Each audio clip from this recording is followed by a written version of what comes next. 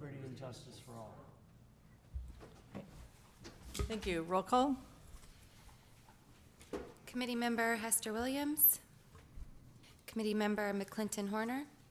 Here. Committee Member Christian. Here. Vice Chair Artis. Present. And Chair Mattson. Here. Thank you. Any public comment? We have one. We have one person in This the guy. audience. Yes, just like to Hi, Liz. Hi, Art. Good evening, everybody. I am Justin Ho. It's nice to see our open space in person. And I think next time in the future, I think our city clerk can look into do the pin, so you can pin the Zoom, and I can just next time. So it's nice to see you all. Thank you, Justin. That's all the public comment we have at this time, Chair. Great, thank you. I'm just sending Kim the link.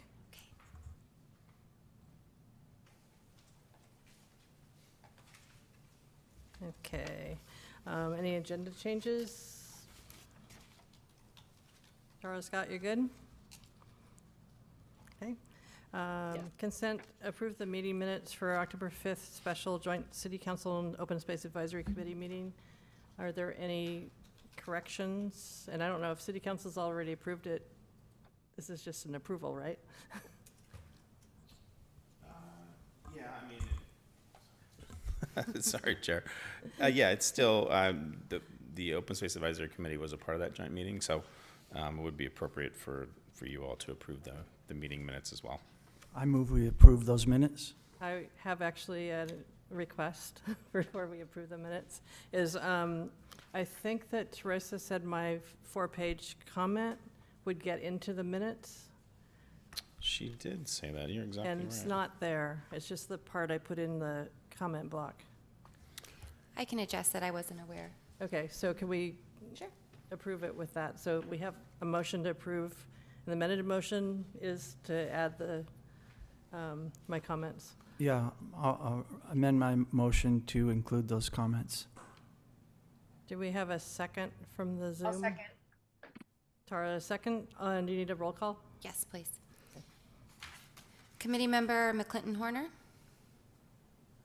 Yes. Committee Member Christian. Yes. Vice Chair Artis. Yes. And Chair Mattson. Yes. Thank you. Thank you. Okay, we have one business item, the draft reauthorization resolution and the fiscal year 2022-23 work plan, and I'm going to hand it over to Jason, correct? Okay. Yes, thank you, Chair, and committee members, although maybe for the last time we'll be calling you committee members. We met, this body met jointly with the City Council on October 5th, pardon me, and at that time, we had been discussing really the future of the Open Space Advisory Committee. And as the staff report kind of outlines some of the history of where we've been and where we want to go from here, I think some of the notable changes or evolution first starts with this body becoming a commission.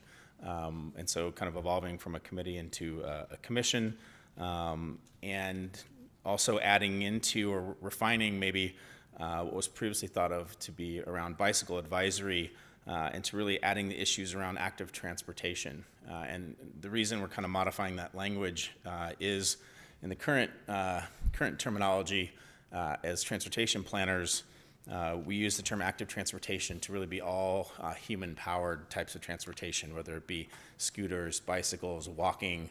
Of course, that broader genre has individual sort of attributes like bicycles and pedestrians and things like that, but in the transportation planning world, it's a broader category known as active transportation. So the council is interested in having active transportation be under the purview of this new commission, as well as sustainability issues being within that purview.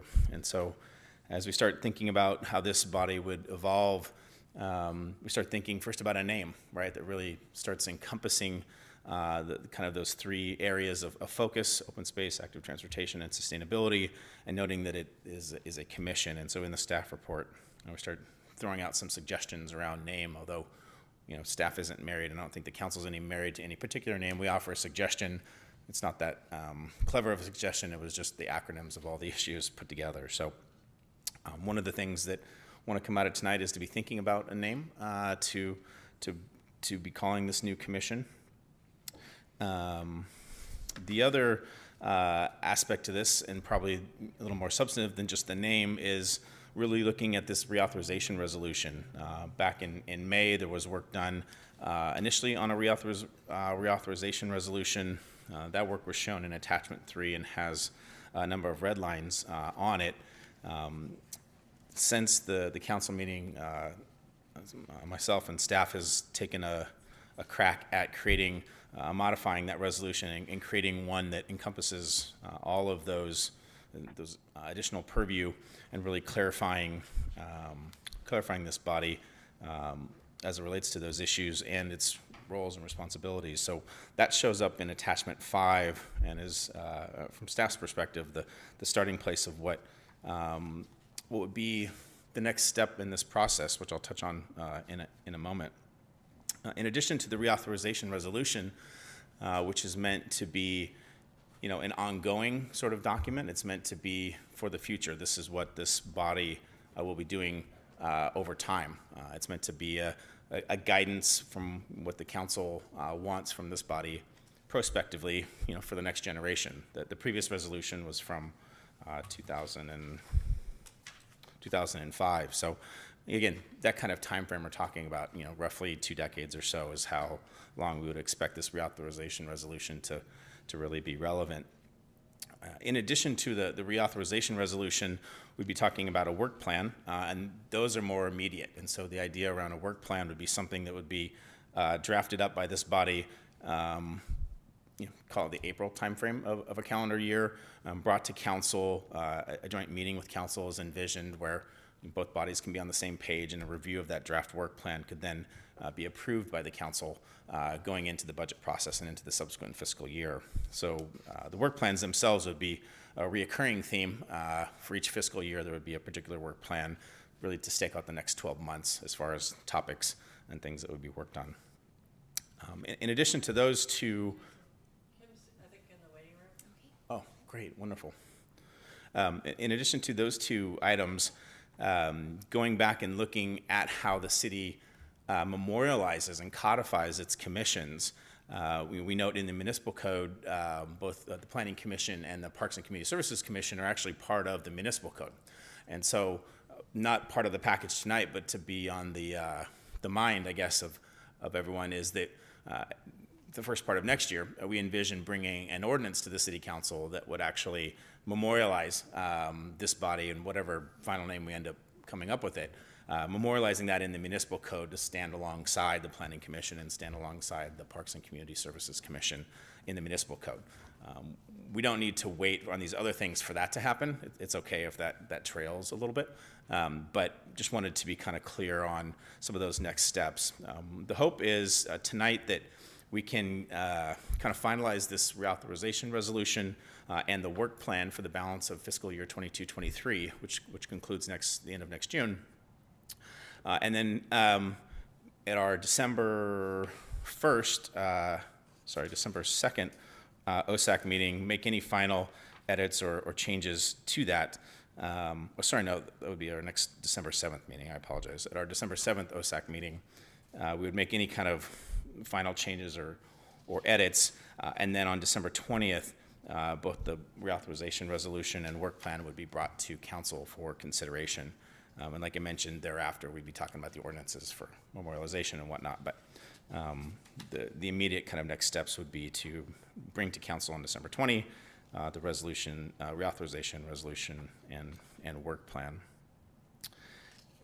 I'm just scanning back here through my notes. I should introduce, if you guys already didn't know, the folks here on my left. We have both Park and Rec Director Ali Aikida and Public Works Director Erica Smithies. And as we start talking about this purview of this new commission, we start talking about some of the issues that are going to be talked about here at the commission.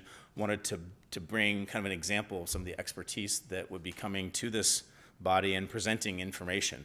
And in fact, our Community Development Director, Brent Cooper, might also be involved as we talk about our sustainability issues too. So you would really see a group of our technical leads, our department heads, bringing various aspects. Erica, in particular, worked quite closely in her time with St. Helena, where they actually have an active transportation commission there in St. Helena. And so she provided input for that group, and so has definitely some expertise and familiarity with active transportation issues, as you would expect from a Public Works Director. So wanted to introduce Erica to you all, and also note Brent, you could expect Brent Cooper to probably be involved as well as we start talking about sustainability issues. Wanted to talk just briefly about the resolution and some of these kind of newer aspects to the resolution, and I'm on 22 of the packet, page 22 of the packet now. As we, the commission had already, the committee had already done some work on what we were reauthorizing as it relates to open space efforts, and so there was already some work there, and I think a lot of that is familiar with everyone. That's on the top of page 22. What's new is sort of the second half of page 22 as we start talking about active transportation efforts, and in particular, we've identified these 5 bullet points. It's possible there might be other efforts that might make sense to go on to this reauthorization resolution, but as it relates to active transportation, there is kind of an appropriate cadence for the kinds of work product that get developed. Particularly, the city has a citywide bike plan, a citywide pedestrian plan. We do annual capital programs where there are active transportation projects, and that gets presented annually to council.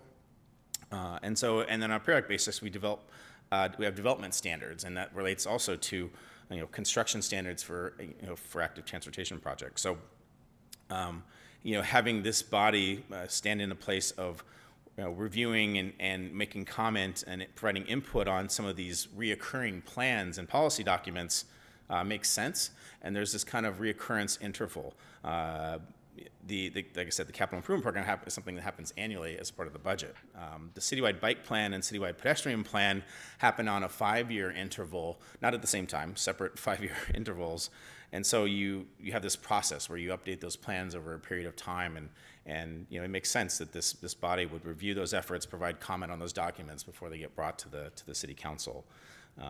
Development standards are on a more of a, not necessarily a reoccurring basis, they're kind of more on an as-needed basis, but anyway, those would also, this would also be a place where this body can review and provide comments on those standards before ultimately being adopted by council.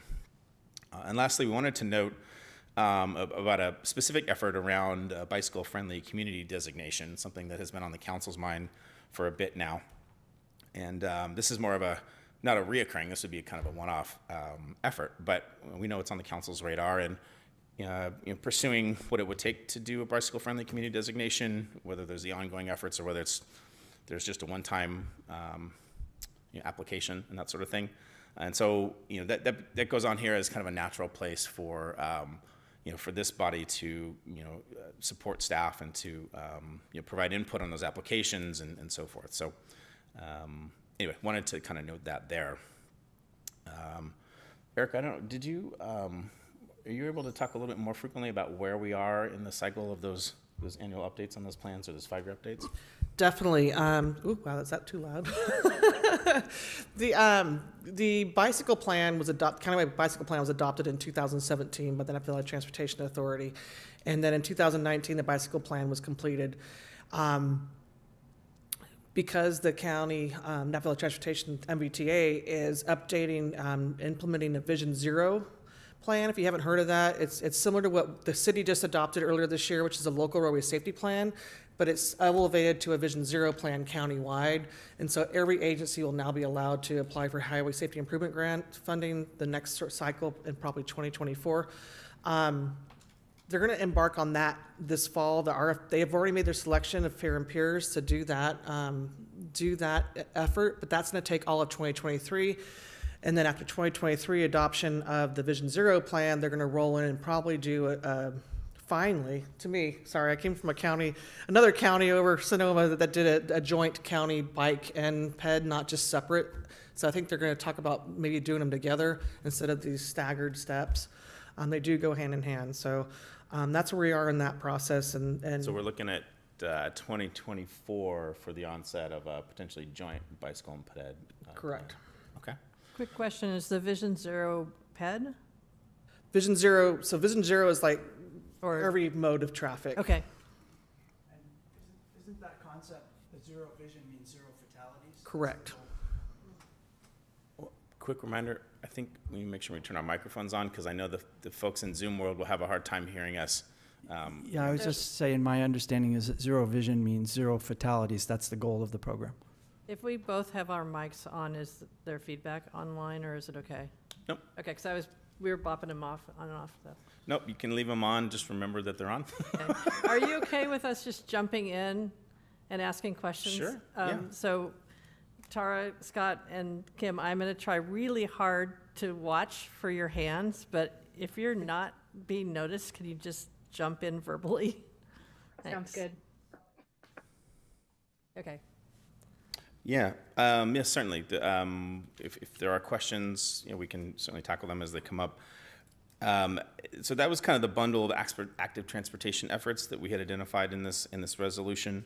As we started to think about sustainability efforts, this one's a little more complicated, mainly because there are a lot of different players involved. Like I said, the active transportation MBTA is involved, kind of regular cadence now. Sustainability is more complicated efforts happening county level, efforts happening local here by other groups. And so we have a couple of things that we've identified, a couple of the bullet points starting at the bottom of page 22. The first thing we identified is there is this countywide greenhouse gas emissions inventory. And what that is an effort that Napa County undertook with help from all the jurisdictions as part of what is known as the Napa Countywide Climate Action Committee. And they obtained some grant funding, and the city's also contributed to that, and have done now an inventory of greenhouse gas emissions countywide. It was this inventory, this presentation was given to the what we call the CAC, the Climate Action Committee, back in October, I think it was. Maybe it was September. I don't remember which one of the meetings it was. But this is basically a baseline inventory, and so this is work happening again at the countywide level, and we wanted to kind of make note of it because if this body is going to be involved in sustainability issues, it would be important for it to understand what the baseline inventory has been done, although that was work by others. It would be important for this body to know what that inventory is, understand it, and potentially be developing ideas around it. And again, these are a lot more fluid of an area because, again, the work happening at the county. We also, at the countywide level, all of the jurisdictions are contemplating the development of would be called a regional climate action plan. That document doesn't exist yet, and there hasn't been an official determination that even one will be prepared. Many of the jurisdictions, and including ourselves, have what we view as our own individual climate action plan, but there is momentum being garnered countywide as the development of a regional cohesive plan that would involve, the analogy being the countywide bike plan, conceptually same thing for climate action. So that conversation is starting and has been starting at the CAC, and we expect there to be additional conversations and additional scopes of work and consultants and all of that. That'll be kind of playing out in the first quarter and second quarter of 2023, and so. Again, we think it would be important for this body to be aware of a regional climate action plan and at some point be interfacing with it potentially, but because it's a plan that is just barely even being scoped or even contemplated at this point, it's kind of hard to know what the relationship between this body and that would be. But I think just awareness of it is probably the place that we're starting at.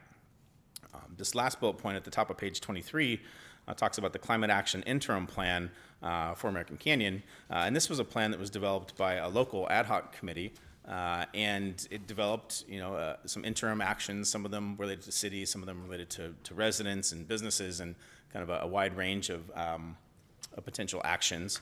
And they presented that plan to the city council in September.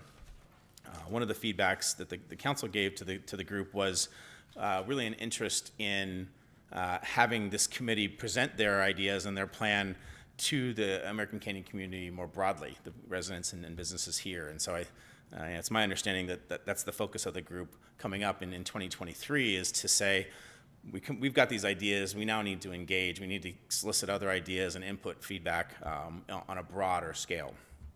And I actually think that's probably an opportunity for this particular body, although probably not the only place that engagement needs to be done. This is a place where public engagement could happen on this topic. So, to the extent there would be meetings in the first or second quarter next year where this ad hoc committee would come and present. Here's kind of comparable to the presentation to the city council, but in an effort to bring the public in and to have a forum where people could share and listen to these ideas. So, again, it's a plan that has already been developed, needing some more engagement and feedback from the public, but I think this body could be one of those places where engagement happens. So we do know public engagement also happens in living rooms and in cafeterias and in offices, so I'm not saying this would be the only place, but I think it would be at least one avenue that could be that place. So what the final plan ends up looking like, and the ultimate relationship with the ad hoc committee and whether it continues or not, I think is very much to be determined, and probably has some interplay with this particular body.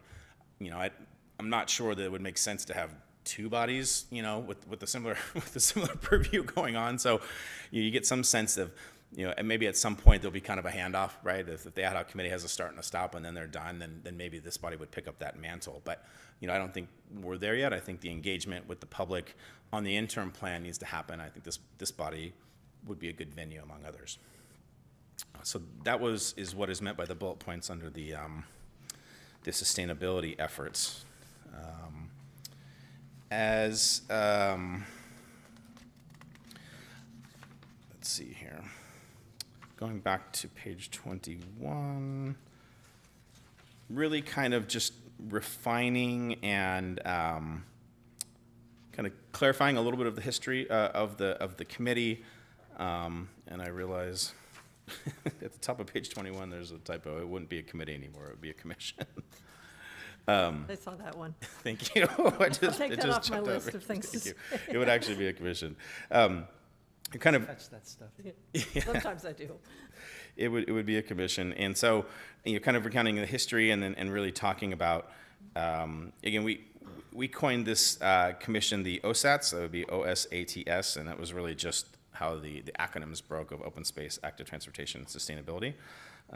And so again, memorializing or noting that this will be memorialized in the municipal code, like I said, like PCS and Planning Commission is, and then really getting into the three areas: the open space efforts, the active transportation efforts, and the sustainability efforts. We talked about the last two, but on the open space efforts, these bullet points really came from the work that was done in May. There was an effort to, I think I'll call it, simplify and kind of refine them, and to kind of bundle them into different packages.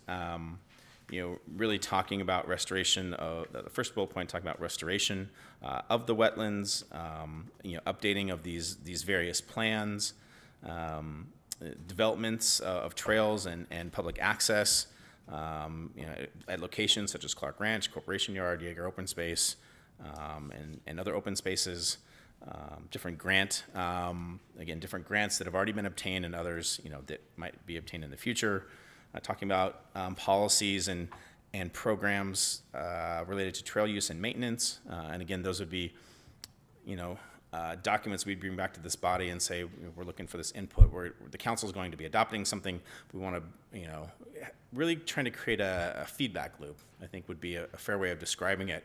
If you can think about work plans or work product that staff and consultants might be preparing, the council's interest is having that work product be brought to this body for further refinement, for further input. It's an opportunity for the public to provide input and get awareness as well.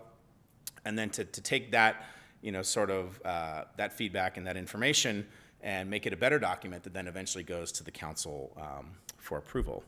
And so, again, trail use and maintenance sort of programs or policies, how are we maintaining our trails, what standards are we using, design standards or maintenance standards, those policy documents that we would take to council are the kind of things that we're talking about here. And then also serving on technical advisory committees, as may be needed.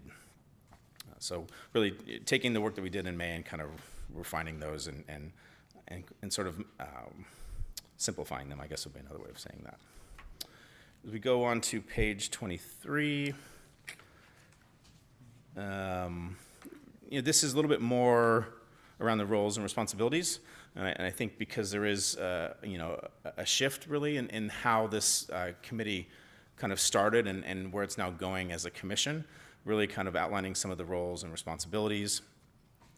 Again, drawing upon the expertise of the committee members, and providing advice and recommendation to the council, serving as a liaison with the community. And when I talk about that feedback loop, so there's meant to be a couple of feedback loops. There's the feedback loop that staff has as we're building work product and bringing to you for comment and then council approval, but there's also the feedback loop with the community as issues come up, as issues that you hear about in the community, providing an opportunity for you to share those issues with us and with the council. And so it's meant to be that feedback loop, whether it be a formal public comment or informally shared at dinner parties, right? It's that feedback loop liaison really with the community on these efforts.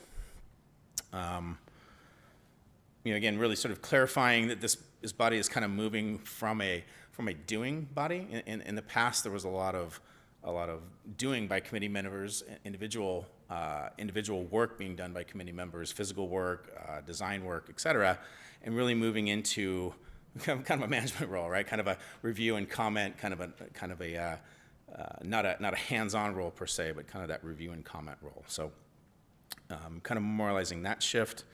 And then talking about the annual work plan and how that gets approved by council. So sort of that process is kind of what these additional aspects of the resolution are. And so, what we are trying to do tonight is the two things. We're wanting to first, make sure we're comfortable and clear and happy with what this resolution is saying and how it would get presented to council. And then we want to spend a bit of time talking about the 22-23 work plan in those particular areas. So, Chair, I don't know if we want to go all the way through and start talking about the work plan, or we want to take a stop and kind of flesh out the resolution and get that to a stopping point. What I'd like to suggest is we go through the resolution and get everybody's comments on it. Does that make sense to everybody? Yep. And then we go to the work plan? I like that. And I wonder if we want to first, either I can just open it up and we can each take turns, or we could structure it a bit, talk about the overall approach of the resolution, and then talk about details. What would you guys like to do? What makes sense? I have a comment. I have comments, but I'm not sure if they're details or overall structure. They're just comments at this point. So Scott, Tim, Tara, do you want to take turns or do it in segments? What works best in your brains? Scott's thinking. Tara may have a thought already. I don't have a preference. Okay. Kim was no preference? Okay. Tara? Take turns. Okay. Scott? I'm okay with taking turns. Okay. As long as, Take as long as turns. there's a chance to go back, because We can go back, afterwards. I'm just, like we always do. Okay, so who would like to go first? I would. I usually try to go last myself. Oh. Barry's going to go first.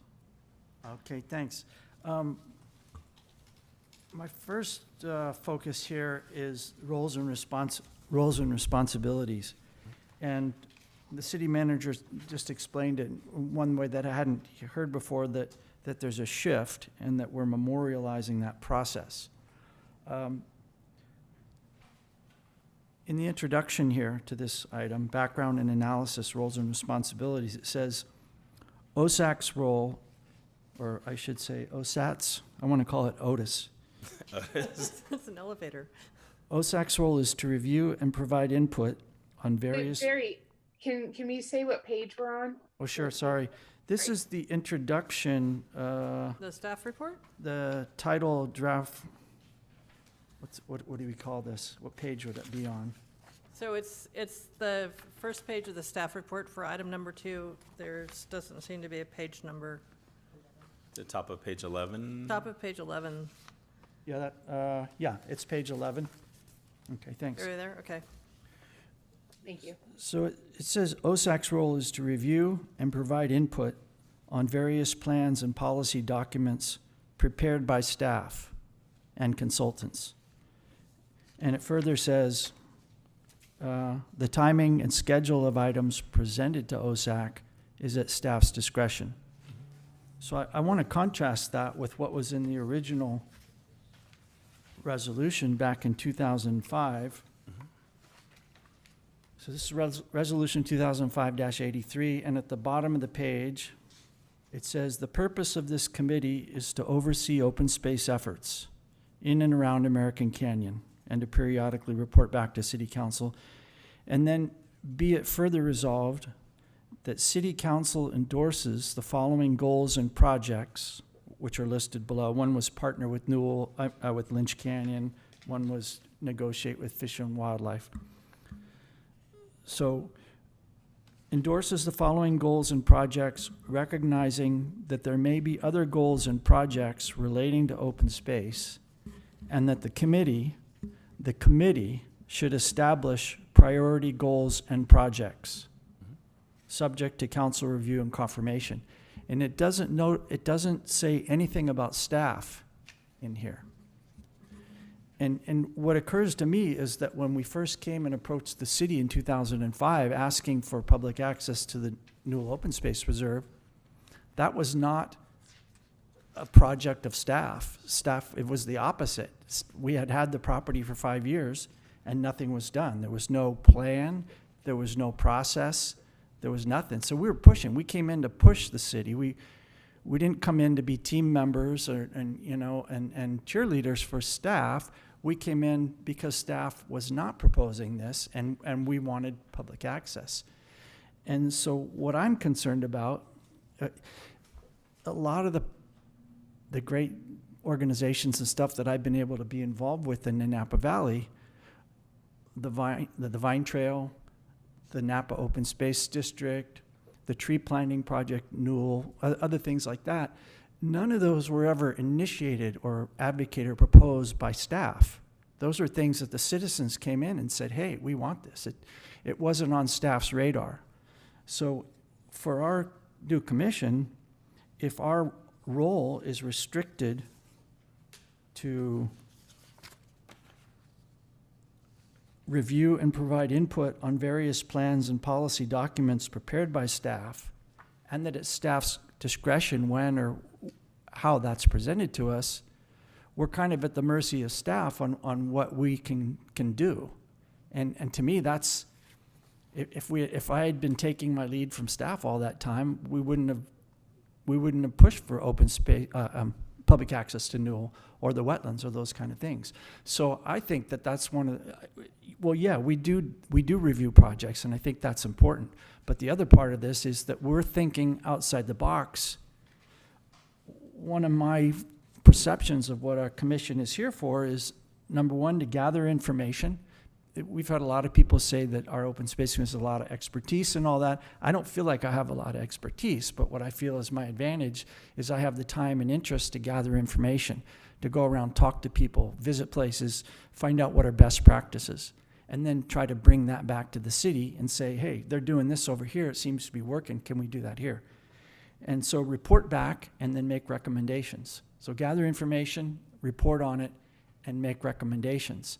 And I believe that in order to do that, we need some autonomy. We can't just, our whole role can't be constricted to passing comments on what staff is initiating. So to me, that's important that we have that ability to do that. And that was in the original resolution.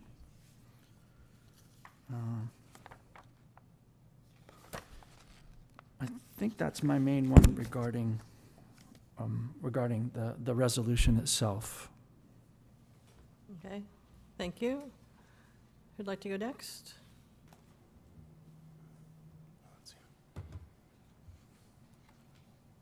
I'll go. Okay, Tara, thank you. Okay, so scrolling, wait. I want to make sure we weren't going document by document. We're Is it okay? looking at the attachment 5, resolution number 2022, page 21. Okay. Okay, so on page 22, where it talks about some of the sustainability issues, I guess I think that it would be helpful to have a little bit more guidance. I know this is tough because this is new and we're putting this together and trying to figure this all out. You know, when it comes to sustainability efforts, that's such a broad scope. And I noticed that it points out in, like, as Jason said in the introduction, about the greenhouse gas emissions and the climate action plans. But there's, I mean, also, you know, sustainability could include like energy and solar. Actually, I think solar is in that climate action plan. I mean, water, the waste reduction and biodiversity preservation, which I guess that kind of comes up in the open space stuff too. So I don't know how, if more bullet points should be added, or is this just kind of a living, breathing document? Like, this is just where it starts, but as it grows, you know, we could, maybe some of these other topics within the sustainability realm will be brought in. Yeah, no, that's oh, sorry, did you have? No, that's okay. Yeah, I was just going to say I'm done. Thank you. Oh, thank you, Tara, Commissioner McCorn. Yeah, you're right. The sustainability is a very, very broad term, and in particular with this category, given the interplay of what's happening and unfolding at the countywide level and what's happening with the ad hoc committee, you could add specificity. You could add some other things if you felt that was needed. To me, you know, even the interim climate action plan had a real breadth of topics, and so, you know, the trick with doing these documents is to provide the right level of specificity, and I think the term sustainability is very broad. So all of the topics you mentioned would, I think, fall under that, and they fall under the city's existing climate action plan. And so I don't know that you would need to list those. The danger with listing some things and not capturing everything is it kind of points to why did you omit that one? If you're going to go into a list making purpose, why did you? It can be hard to put everything on the list on a really broad topic because you know, you run the risk of keeping something off. Most everything, you know, I actually went to the city, Cal City's conference in September down in Long Beach, and was talking with a colleague of mine in San Leandro, city manager there, and they've had a climate action plan since early 2010, and I'm really happy with their progress. But for their council, to drive home the importance of sustainability in San Leandro, she literally parked the sustainability officer that they have in the city manager's office, literally next door to the communications manager. So it is literally through the vein of everything they do in the organization. And so, you know, that was the only way that they knew how to do that. I'm not suggesting that now. I'm just saying it is a broad term that has a broad applicability. And I think almost everything we do can be viewed and probably should be viewed through the lens of sustainability. So I don't know that you need to listen or to list energy efficiency, water conservation, and those things. You certainly could. There wouldn't be any harm in that. I think the term sustainability captures that already, particularly when you look at our climate action plans.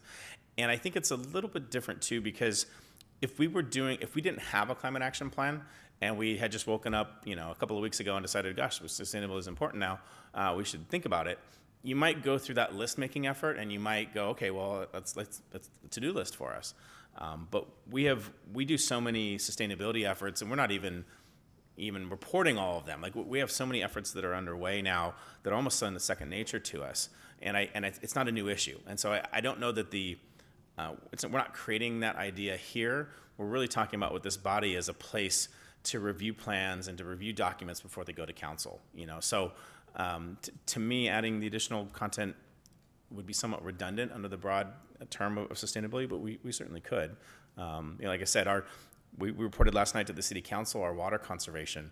And our water conservation, we pump, we figured out the metric tons of CO2 it takes to bring every gallon of water here to American Canyon. And even though we were hand delivering recycled water, using greenhouse gas emissions in large vehicles, we still believe we saved a lot of water with that recycled water delivery program, for example, even though we had to spend some gas emissions to get that recycled water delivered.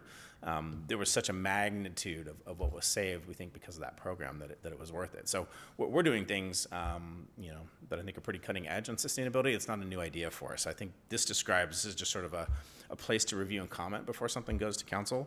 We're not creating our first sustainability plan, and we're not diving into sustainability for the first time. And I think that would be another thing to think about as how precise of a list you might want to develop.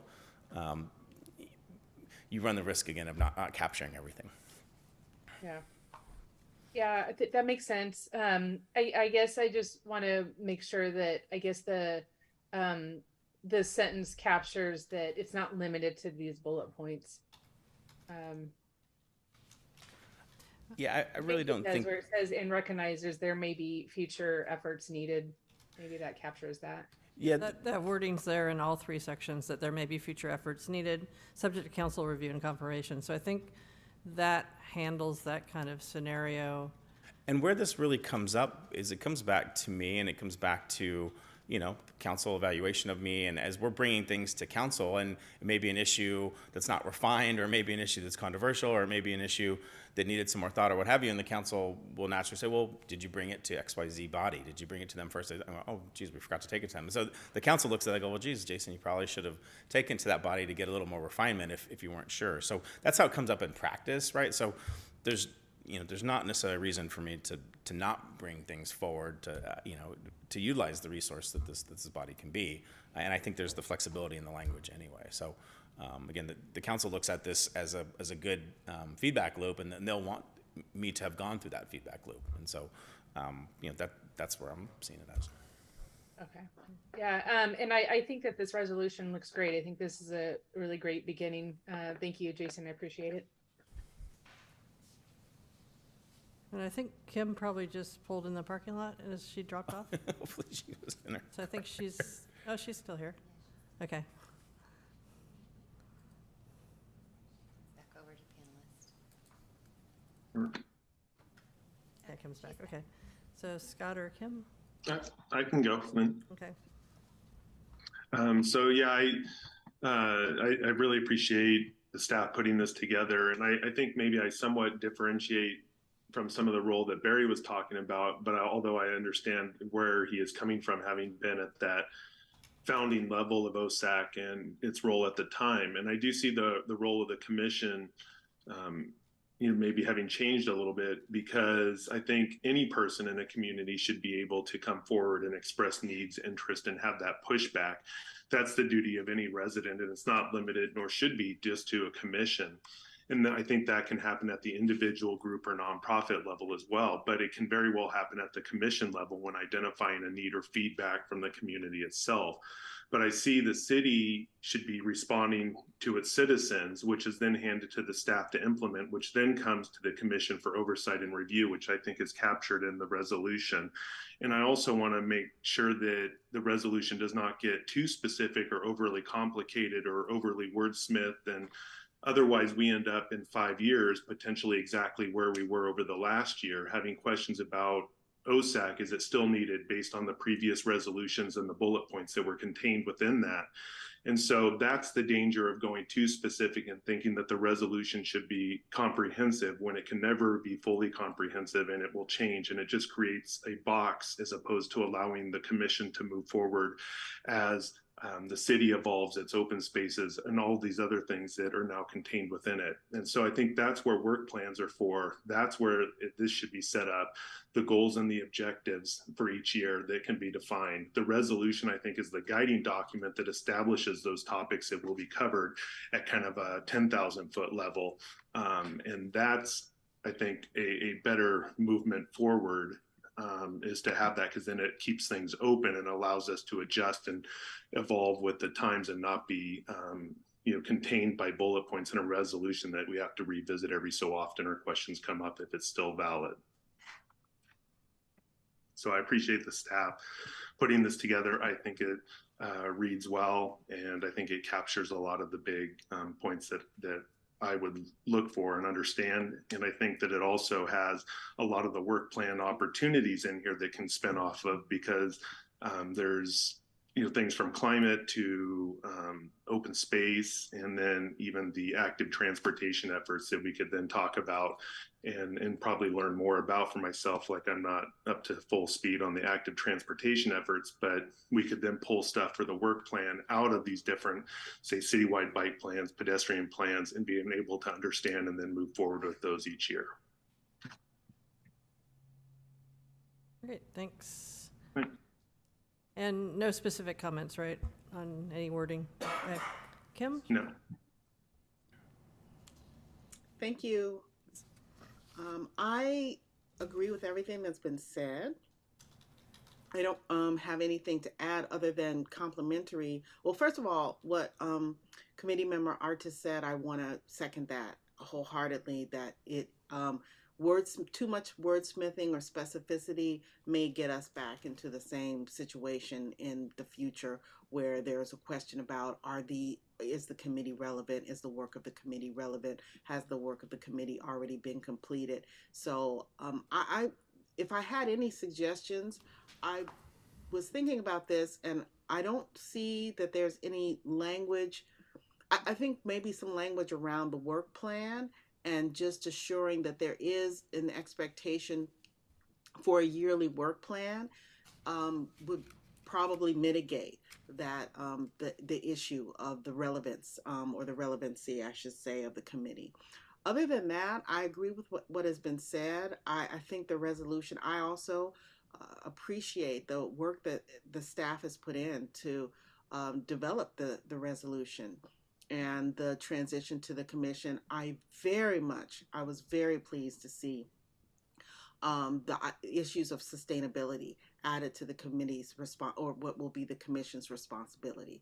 I think that is really essential for the times that we're living in, but also it matches a lot of the concerns and the commitment of the larger community.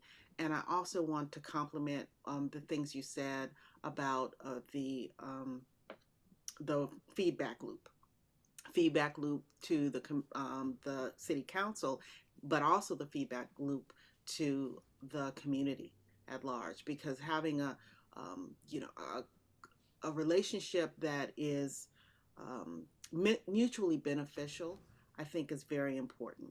The committee, or what will be the commission, will not be able to do its work fully without having the input from the larger community. And we talked about that, of course.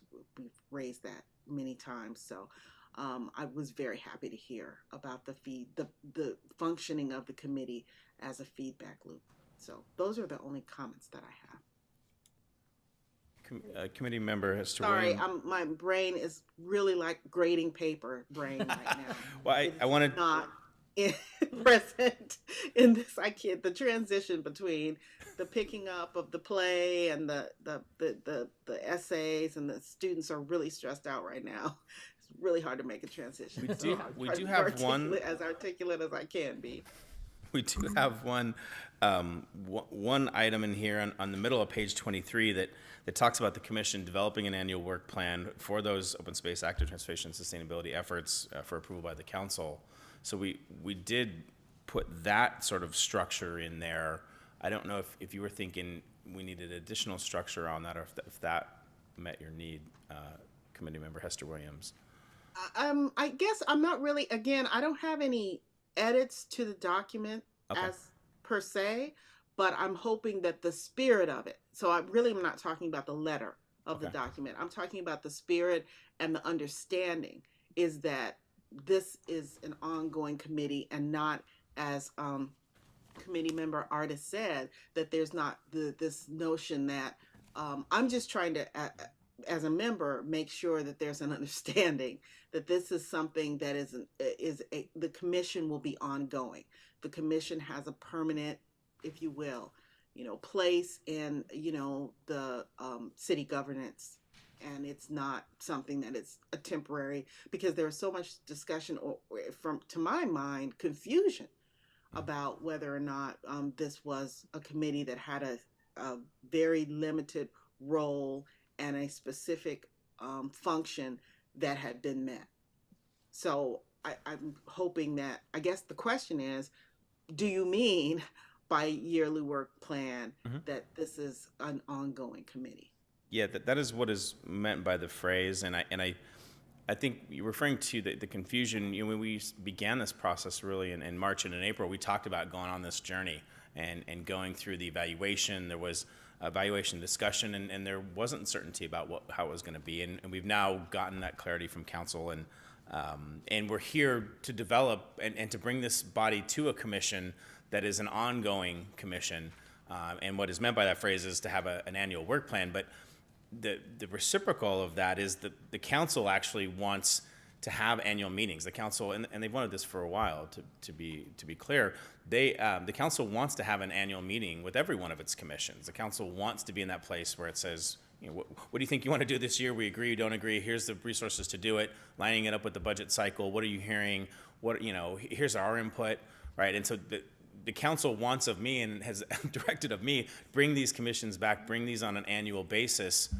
So it's not just coming from the wellspring of this resolution. It's coming from the top, saying we want you, manager, to bring this to us for that annual work plan, for that annual understanding of what's going on, and so that the community can have an opportunity to address the boards jointly if they wanted to, or what have you. So it is both from the resolution, that's what the intent is, but it's also coming from the top saying that's what we want too.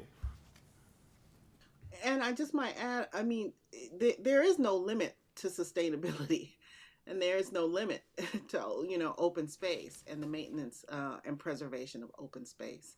So again, I think that the way in which the resolution is drawn is very I appreciate it, and I think that it captures the work that we've been doing and the work that the commission will want to continue to do.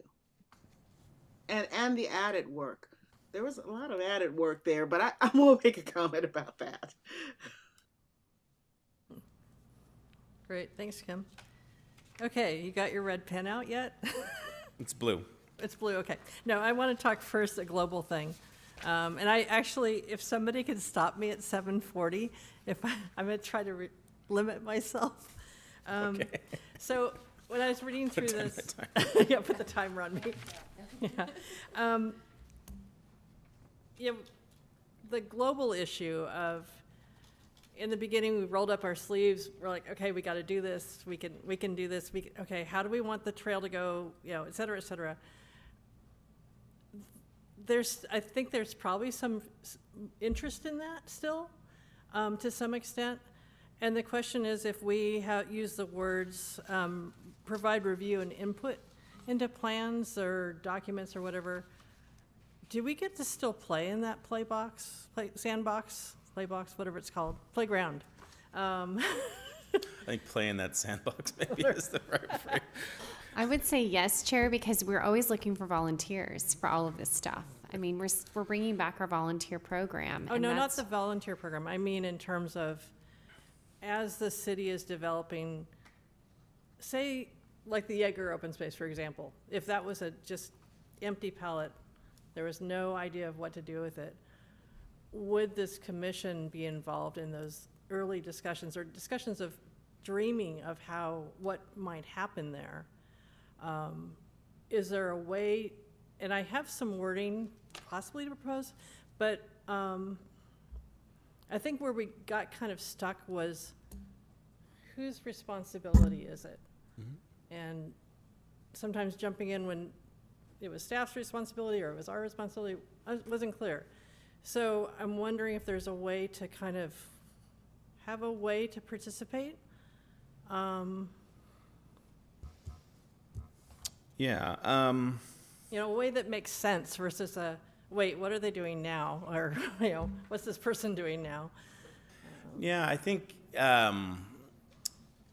you know, there is that opportunity as items come back to this body, right? And it goes to the, you know, it really goes to the amount of effort that an individual commissioner might want to spend on an issue. And so, and it's, you know, going to be related a little bit to how complex of an issue. It's foreseeable that we might take something back to the commission, you know, before going to council, depending on, you know, the particular issue and the complicated nature of it, or maybe feedback from the council that we've gotten. So not to say that the feedback loop might only be one time, I guess is what I'm saying. You know, I think the process of coming to this body, you know, it involves staff reports, it involves items, and, you know, we do this with individual council members. I do this with individual council members for issues that are of particular importance to them. You know, sometimes council members aren't interested in a particular issue, and we send them documents ahead of time, and we confer on a more individual, less formal basis. You know, I don't necessarily send it to everybody because for them that's not the most important issue of the day. I'll give Councilmember Oro as an example. You know, he's a public relations. That's what he does for his day job, and so, you know, we communicate on public relations things. He sends me ideas, I send him ideas, and we have that informal feedback, whereas the rest of the council member isn't in that, you know, expertise. And so there are opportunities to, outside of this forum, outside of this agendized forum, to have that feedback too, but it's not presumed that all 5 of the commissioners are going to have that same level of interest or time or availability to do some of that. So that informal relationship is always available and always a possibility. And, you know, and quite frankly, that's where some of the best work can happen too, is to be able to sit down and put some pen to paper and put some ideas together. So it's not, this doesn't foreclose that from happening. And that will be, as the relationship between the staffs that are liaisoning to this body and the current commissioners and the future ones, that becomes that relationship building as to what are the expertise, where might those informal exchanges be beneficial or not, where is there some expertise that we can lean on and get some understanding, or if, you know, if there's a particular area or a geographic location that a commissioner happens to frequently, and there are some issues or there's some plans or some ideas, that becomes sort of, okay, this is maybe not an expert, this is someone who lives across the street from XYZ. They have some ideas. They're able to provide some real, you know, specific input. So this resolution and this process doesn't say we only talk to you once a month after the packet came out and during a meeting. There is always that informal relationship that happens. And so, yes, I mean, the answer is yes, and it depends on to the extent of the level of interest, the availability, and the expertise. But then there also is the formal process, right? Coming to the agenda packet, the information that's there, the opportunity to review and provide comments there, and to be part of the formal feedback loop. So both avenues are available.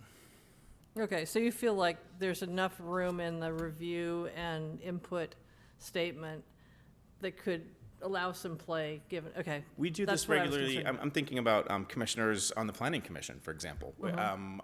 Brent copies me on the communications to them, but he's interfacing with them with regularity. They have questions, they want latest information on this, or how might something they've seen in another community relate to this, or a new law. For a lot of them, it's housing laws and things. And so the individual staff liaison will be building individual relationships with commissioners and sending information and getting some of that feedback. So this doesn't preclude that, and that's a norm. It's a practice that we have. Okay, and it doesn't preclude us as individual commissioners making connections with other entities and bringing information back to staff and saying, No, hey, we found out these guys are going for this kind of grant. Maybe it's something we want to consider. Yeah, Okay. our assistant city manager, Maria Ojeda, has a great line. She says, all information is good. So it's very short and Scary. succinct. It's very accurate. All information is good. So it doesn't mean that we're going to go run out and apply for that grant. It doesn't mean that grant's going to work for us, but not knowing about it and then knowing about it is good. You Okay. can evaluate. So we don't need the word develop, review, and provide input then? I can let that go. Perfect. Where's that? No, I just decided I wanted to add a new word in, and I'm not going to add it in. But I wanted to say, when I was reading through this this morning, and I was taking the resolution we did in May and this kind of mapping, I was like, this is really cool. So I should have started with that, and I wanted to say that I'm really glad this really captures a lot of what we were saying. I have a specific kind of style issue. The open space efforts, bicycle, active transportation, the quotes. Do we need those quotes? You're talking about the second to last The be it recital? for, each be it further resolved, and you have the open space list, the bike, active transportation list. It says the following open space efforts. I just don't think you need those quotes. It just makes it sound, I don't know. And this is me, Scott saying, don't be so picky. Sorry. Yeah, so, and I don't know. I don't treat them the same, so, yeah. I just don't think I think it just looks weird, so that's just me. I'm creating an informal definition is what I'm doing with that, because there's Okay, not, fine. I just wanted to explain the reason behind it, and you'll see, part of it is getting to understand my style. There's not, you'd be hard to go to a technical document or a local government document and find a definition for open space efforts. Okay, It's that's fine. not a commonly understood thing, so we wanted to kind of create that and to then distinguish it from the paragraphs Okay. below. Then one other thing, staying up at the higher level, on page 23, the first now thereof, we have provide advice and recommendations to the city council. Do you want us also to do city council and staff? Because Sorry, where is the this? first now thereof on page 23. Yeah, yeah. The answer is yes. Okay. Staff and city council. The point of just saying city council was all of the things that you would be reviewing and providing input and advice on are documents that are headed to the city council. And so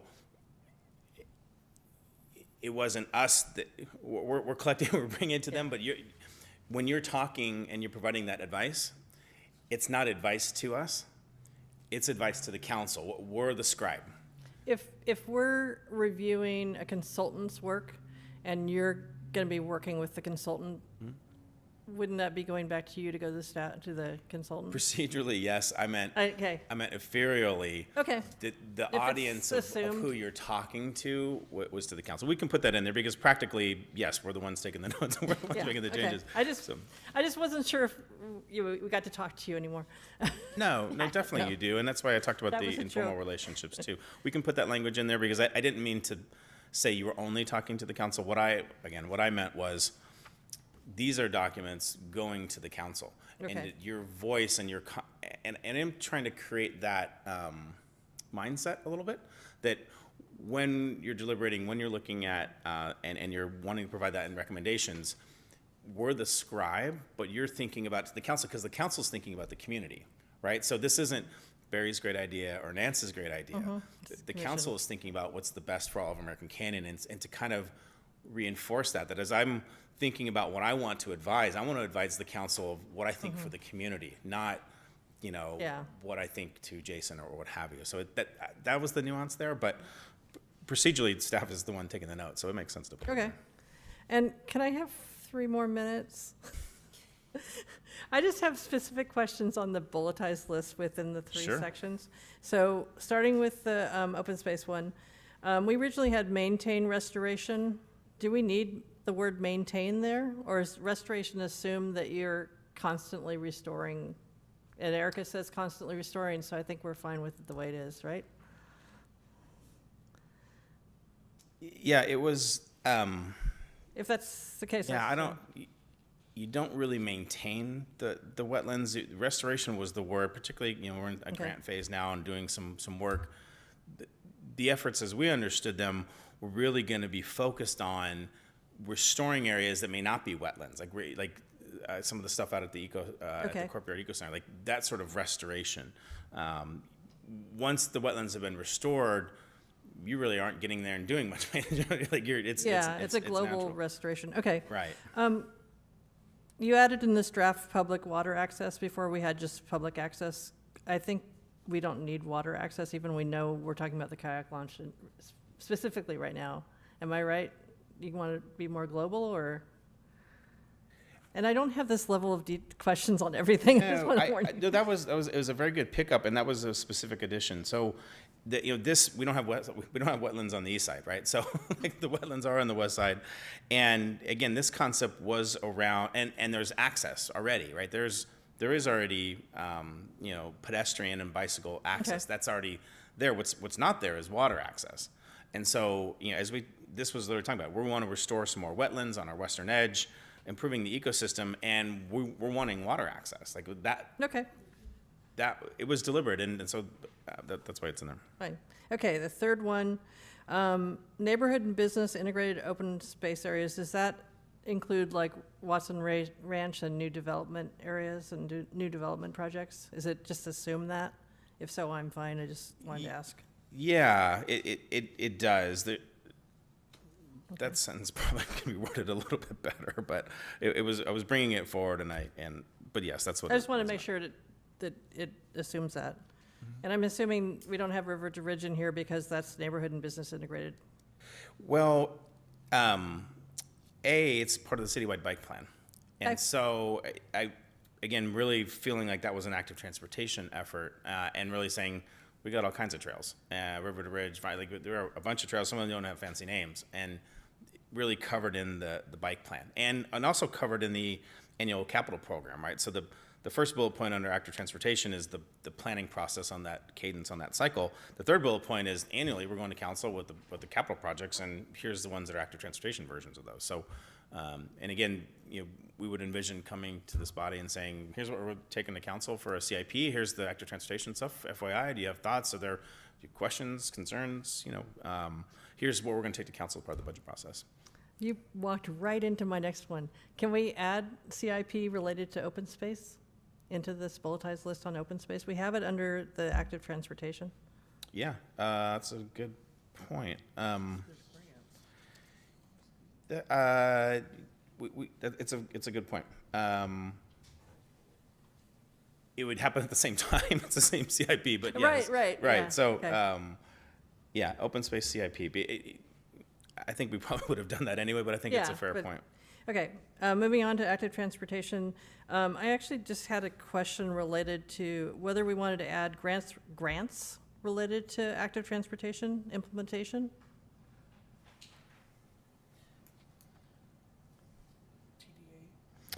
Yeah,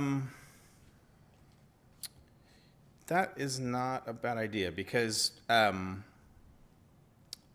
yes, the short answer is yes, and I'm not going to list all the ones that are on top of my head. TDA, TFCA are the two that pop into my head. Just a global Yep. placeholder.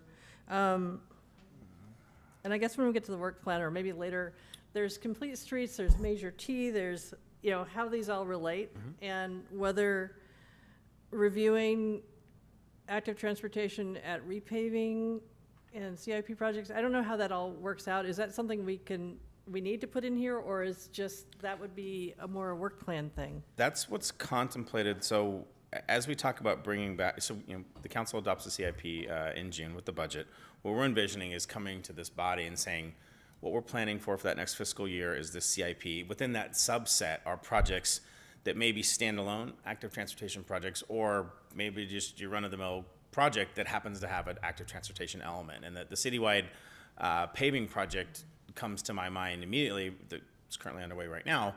That's just a run-of-the-mill pavement maintenance project. But oh, by the way, we're actually putting Class 2 striping in. We're doing some pedestrian crosswalk enhancements. So we would in March or April be bringing to this group saying, here's what we're thinking about for the CIP next year, XYZ projects.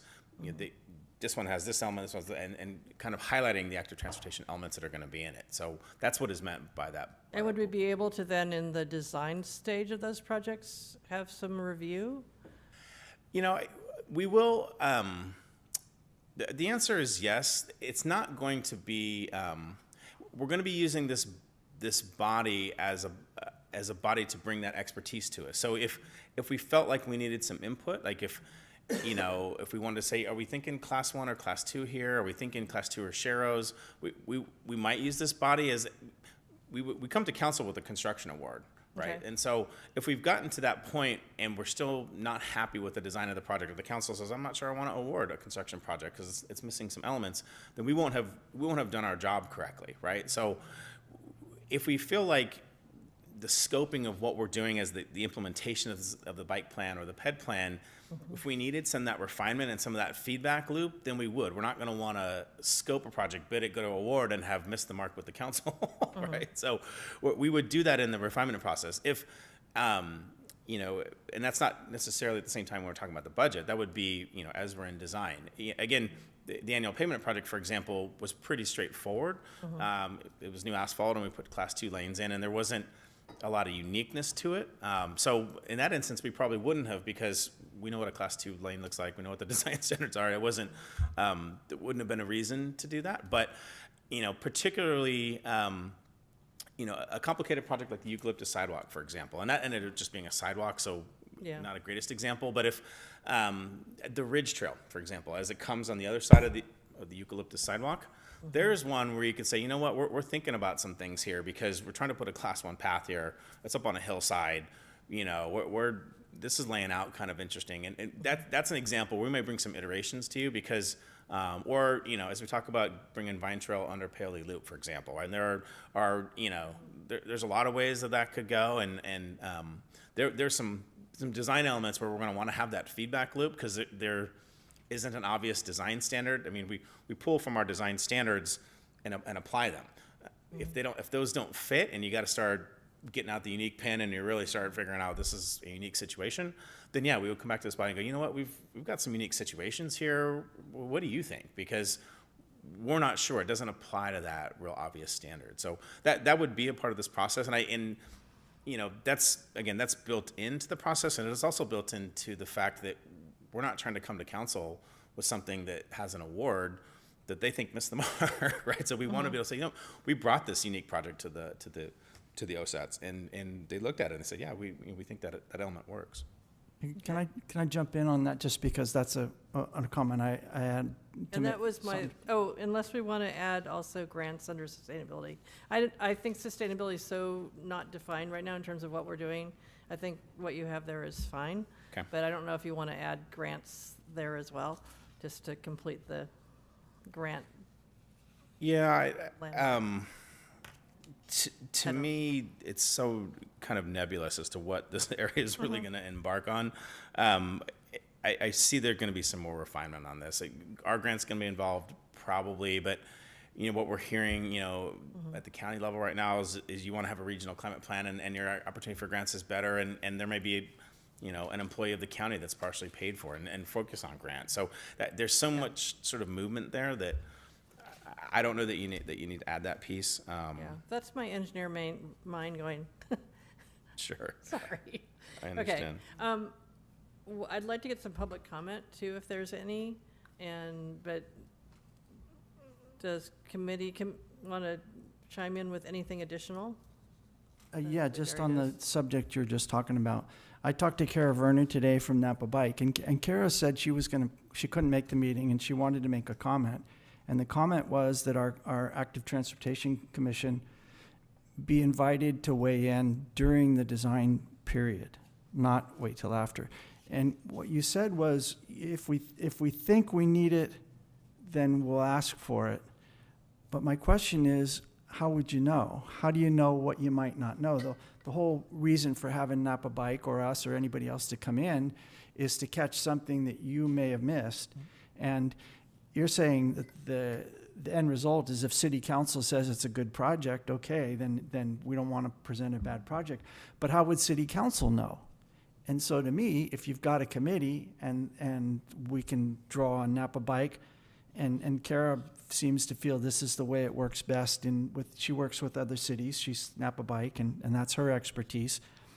And why wouldn't you go ahead and bring them in just in case you missed something? Because you wouldn't know what you didn't know. You wouldn't know if you needed to hear something, and city council wouldn't either. So to me, the time to do that is, that's why you bring them in case you're missing something, in case you didn't know everything about that thing. So Kara asked it to try to advise us to strongly recommend that we be brought in during the design phase of CIP projects. Sure, and we do that as a matter of course. When you ask how we know, it's our professional expertise. The council, you're right, they're not experts. We have 4 professional engineers on staff, and our license depends on us knowing what we're doing, and more importantly, it depends on us knowing what we don't know. And that's actually one of the covenants that we agree to when we get our license. We have the ability to sign all kinds of documents as an engineer. If we don't know what we're doing, our license can get taken away, like literally. So it's incumbent up. It's ingrained in our training, and it's a fundamental part of our training and the expectation of the people that gave us our licenses is to not just be signing things, because Erica, myself, and our other engineers can sign all kinds of documents, legally binding documents. But if we don't know what we're doing, bad things can happen. And so our licenses are at risk. And so that's ingrained in us as a training tool. And we do regularly engage the folks with Napa Bike and with other folks to say, these design details, that design, are those correct? We did that on the new Devlin Road, for example. We worked with them, on coming up with a modified.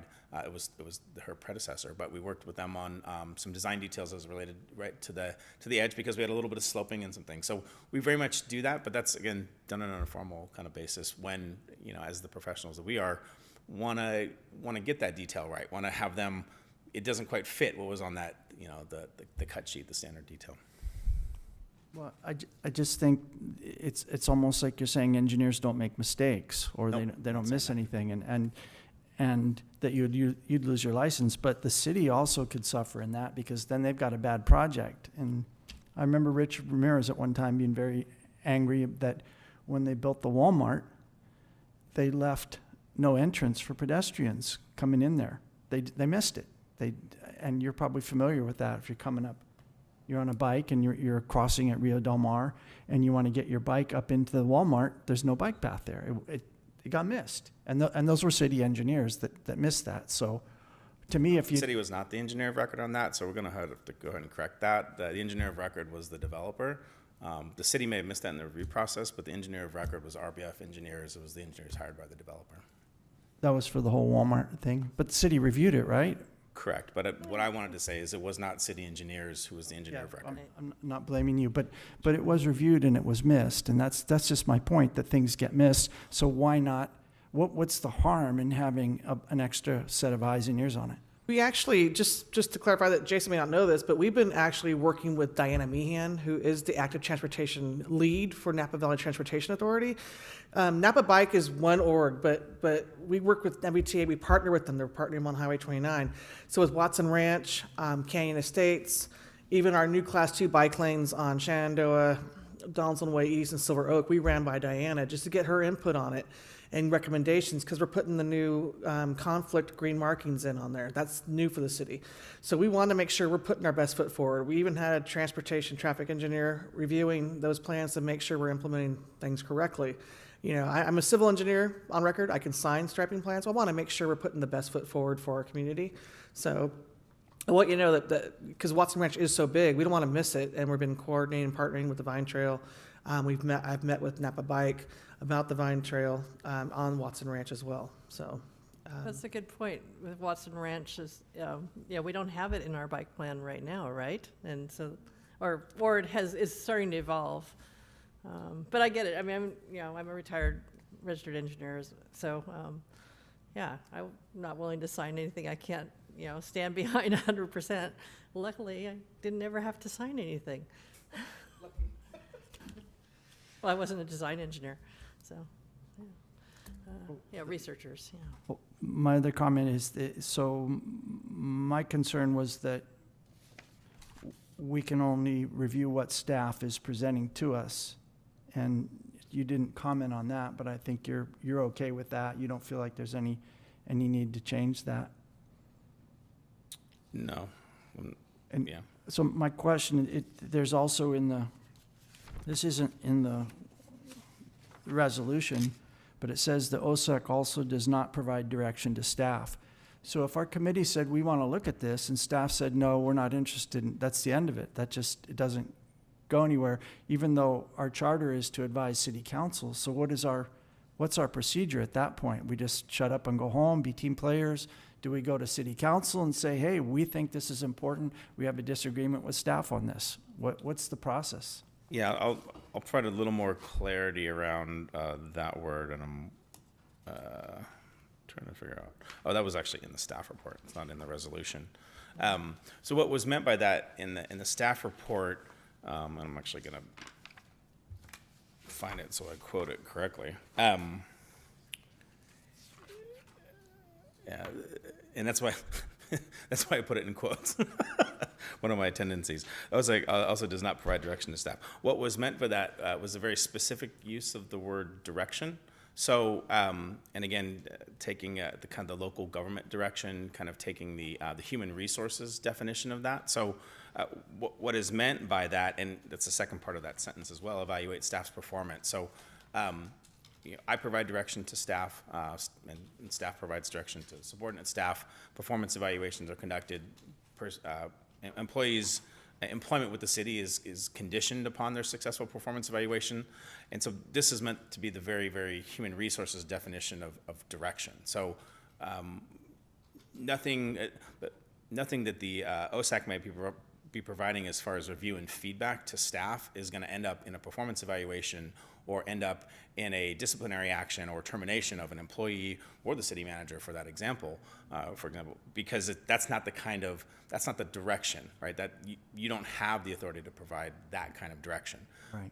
You do have the authority and are being asked to provide input and to provide what I'll call small D direction, like, hey, what about doing this? Hey, what about doing that informal, that feedback loop, that collaboration. This was meant to be a very specific human resources definition of that to clarify that you're not providing something that would end up, in a performance evaluation or something that would end up in a disciplinary proceeding or that sort of thing. So as a commission, you're confident that we can get together and discuss what we want to talk about, and we can present that, and you may not agree with us or that, but we can have the autonomy to decide what we're going to discuss and what advice we're going to provide to city council. Because this says we can comment on review and provide input on various plans and policy documents prepared by staff. That doesn't say we can say, hey, city council, we want to advise you on this. As a commission, we want to say this is our opinion.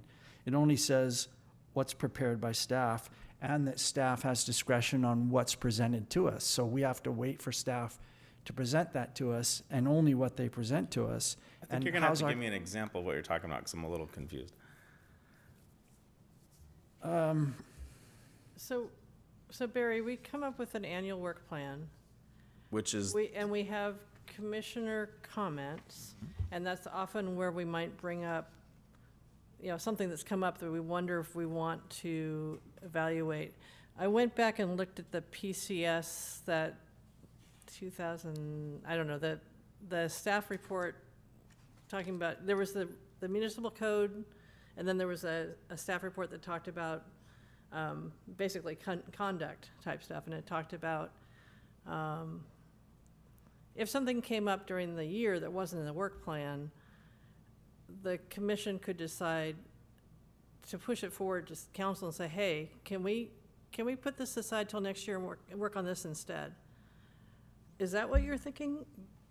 Just anything that can come up, new stuff. We hear something from a citizen has a complaint about something, and we realize, hey, there's a problem here.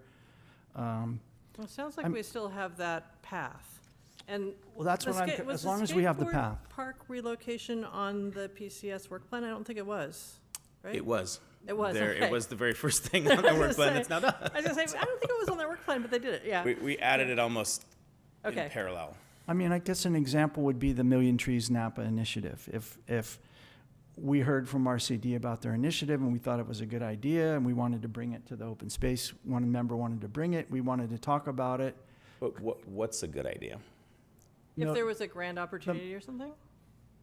What is an idea that the concept of the Million Trees Napa, their goals, their mission, the things that they're proposing. If we thought, hey, let's examine that, let's take a look at that for American Canyon, can we bring that forward? Or could someone in city staff say, you know, we took a look at that and we're not interested, and then that's the end of it? Maybe if you can explain what that is, I can try and put it in the bucket of policy document versus good idea that may be happening in the community. I don't know exactly what you're talking about. So this Million Tree Initiative, what is it? Was it a So- grant opportunity? Right now, it was proposed by some folks in Yountville, and they met with Resource Conservation District. I heard about it from Lucas Patzik, the CEO RCD. Napa Vintners has bought into it, and it's an initiative, an educational initiative. It's a step forward from Acorns to Oaks, which was a Re-Oak the Napa Valley project that came out of the Napa Historical Ecology Atlas. PhD Robin Grossinger wrote that, and then PG&E donated money to Re-Oak the Napa Valley, and that's how we started planting oak trees here out at Newell Preserve. That was RCD coming down here to plant oaks. So this is a new one. It's Lucas said it's educational. It's more about a diverse forest. It's kind of in the line with the Firewise probably, and forest restoration, climate change. All of those things go into it. I don't know how much money they've got yet. I think there's some grants in there already. It's gathering support. It's a new initiative. And it sounded to me like a new idea. We know that there were oak trees and cottonwoods here when the settlers arrived. They cut them down for firewood and building materials, and they planted eucalyptus. That's why we have eucalypts. I thought those would grow fast, and then they could use that for those. So, and our volunteers have demonstrated we can establish oak trees even where there's not other oak trees and there's no water. As long as you water them, get them to 3 to 5 years, we can establish a forest at Newell Preserve. We can reforest it. And this initiative, Million Trees, seems to support that. It's got support, like I said, Napa Vintners and I think the Land Trust maybe. So it seemed to me like something that let's talk about this and let's be interested in it. So would that be something that we could bring to the commission? It's not something that staff is proposing. It's not something that we'd be reviewing a staff document. It's something that we want to explore and bring it in and say, hey, that we think this might be great for American Canyon.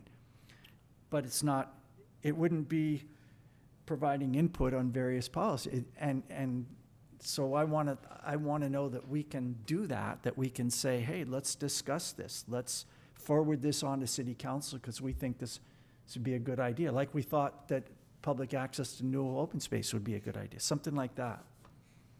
I just want the autonomy and the freedom to be able to follow up on things that we look at and we say, we think this is a great idea for the city. That, to me, that's gathering information. Yeah, no, I appreciate you providing that clarity. And the short answer, no, this body isn't the place where an idea like this might come to fruition and then suddenly next month now it's a future agenda item and now we're agendizing it. This body is meant to be reviewing and providing input on policy documents. There still is that feedback loop. So someone has approached you with an idea that you think is a good one. You start with staff, say, hey, I've heard about this idea happening. And staff looks at the idea and says, yes, we can do it. Yes, we don't. No, we don't think it's a good idea. Maybe it is a good idea. That conversation happens informally, the informal relationships between the liaison and individual commissioners. And if you, as a resident of American Canyon who's aware of this idea, is unhappy that we're not pursuing this idea, then yeah, your redress is with the city council. It is at public comment saying, I'm aware of something, the city council should be doing this. And that's where the redress it is. It isn't sitting on this body and adding to a work plan in the middle of something. As ideas are collected throughout the year and issues are coming up, then there is the opportunity in an annual work plan process to say, you know, these are some policy things we ought to be working on, and there is that feedback loop there to bring to the council. But you know, in the middle of the year, an idea comes up. It starts with the informal relationship. It may be a good idea. It may not be a good idea. Well, I'm not in a big hurry to do it in the middle of the year. I mean, to me, I just want to know that there's an opportunity to do it. And if we wait till the end of the year and do it in the work plan, I'm fine with that. It's just, I'm not in a big hurry, but I want to know that we have the autonomy to say, hey, we want to discuss this. We think this is good.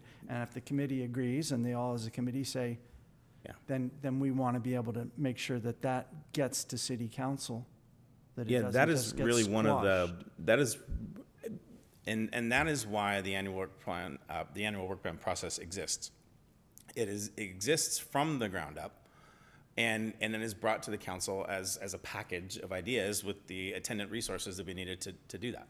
And the council agrees, doesn't agree, adds, subtracts, doesn't want to provide the resources, but we're not coming empty-handed. There is that, and the council doesn't want the body to show up empty-handed. The council wants, for us to be thinking about it throughout the year and what do you want to do next, right? So that's what they want. And you come up through that annual process, and so there is that opportunity to do that in that process. Okay, as long as we have the forum to be able to, discuss those ideas and take a look at them and not say, no, that's not what staff wants to do. Sorry, we're not going to discuss this. Yeah, so like I said, these things are always iterative, and the annual process becomes that iterative process to connect to the council. But it also is the process to connect with your colleagues on the commission, right? Because part of what we do in that process is to, sort of right-size expectations about what we know the council's valuing, what we know the council has resources to provide. Like, the process of developing that annual work plan hopefully can be done in one meeting, but it isn't everybody goes to the candy store and gets 3 Snickers, right? Because everyone has a great idea and we're suddenly overloading.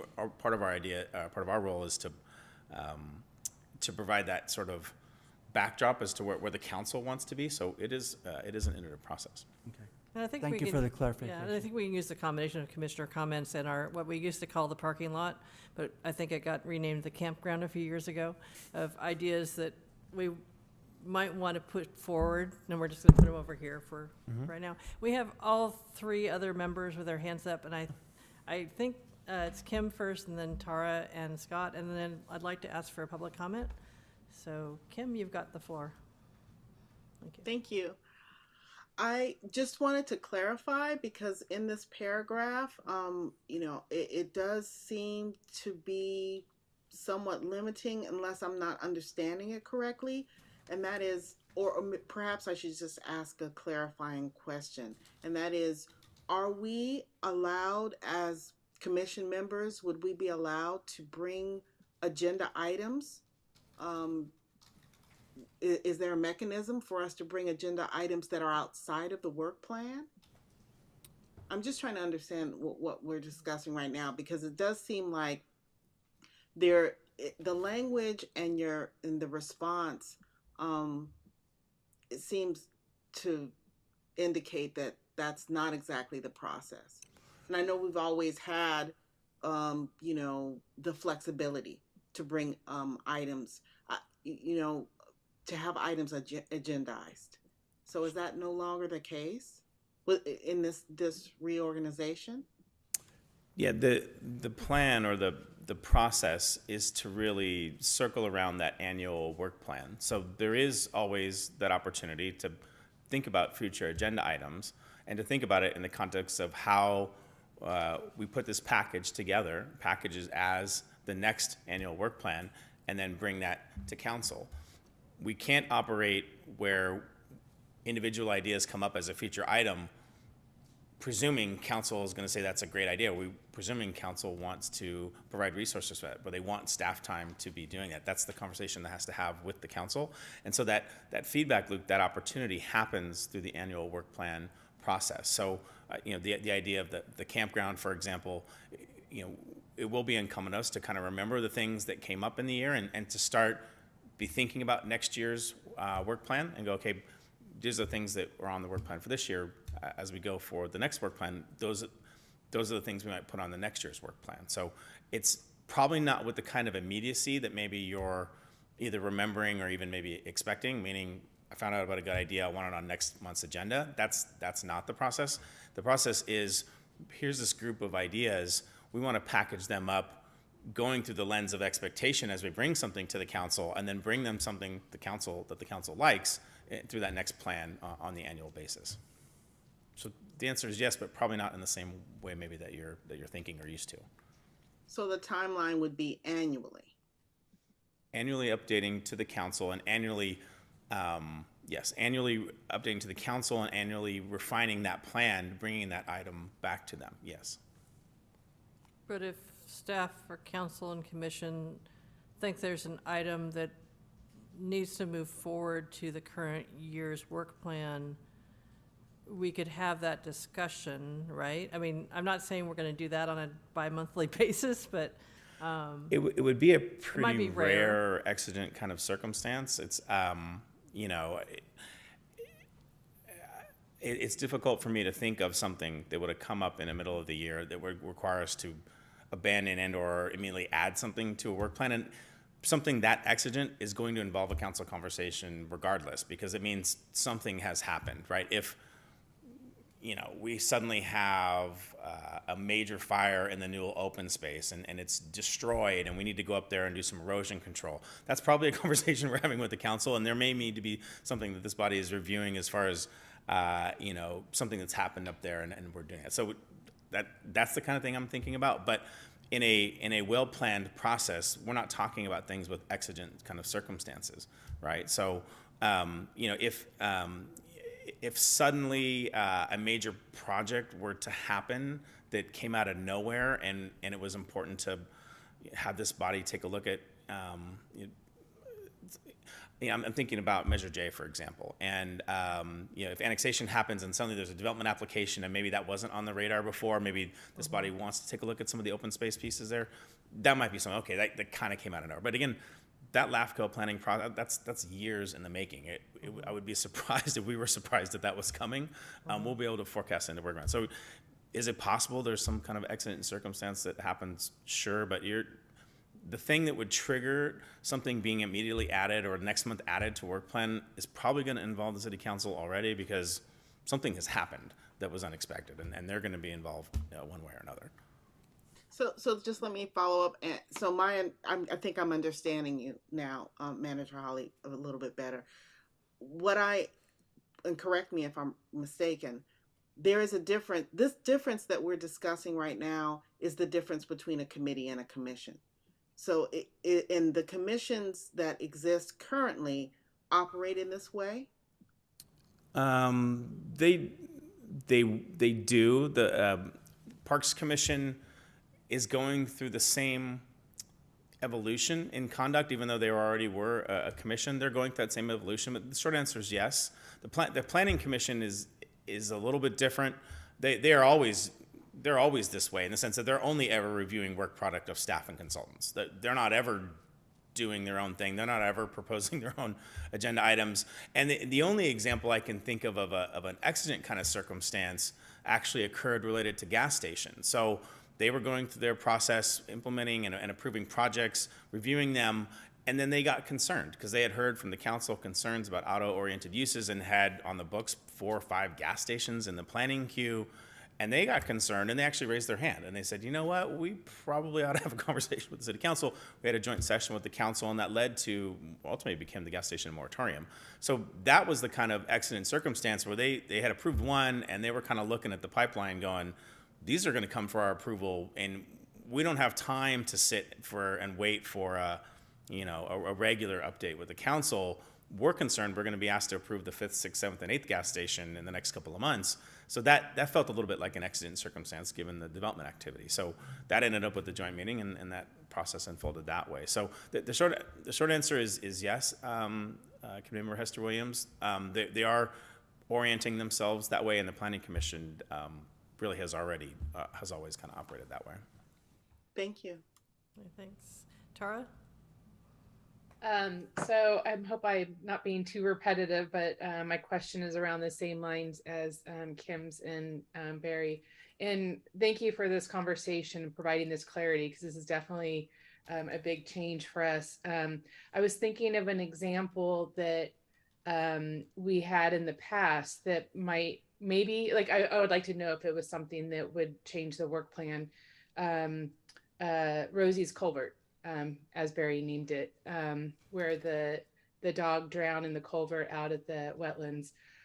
So that came up, and it was a safety issue, and we needed to talk about, making a safer place for the dogs and preventing children or people from falling down the same way.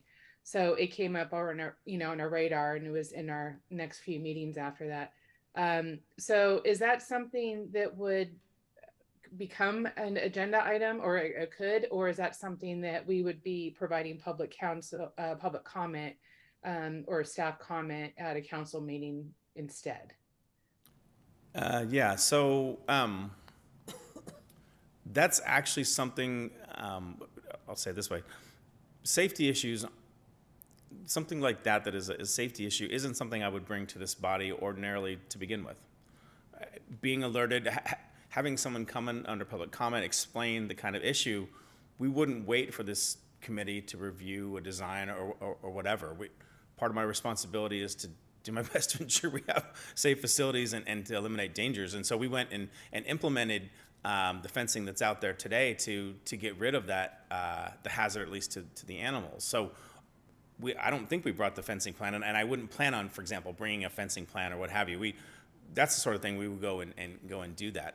As it relates to what I'll call the permanent fix and the culvert replacement, that's a longer planning effort, and there's actually a technical committee related because there's some pretty technical issues. So, we would probably bring that back to this body to kind of say, hey, look, here's the hydrology, here's the engineering work that we're doing, the culvert's getting replaced with X, Y, Z, and to, provide some review and comment on that. So in that particular case, I wouldn't wait to implement the safety measures to address the emergency. I wouldn't wait to put it on a work plan. We would go and address it. And as it relates to the culvert itself, that's part of a planning process that would come, back to this body to look at the design documents. Okay, thank you. Thanks, Scott. Yeah, so I listening to the conversations here. I think having the opportunities are good to think about and have discussions on issues or projects as it can spark new work plan items.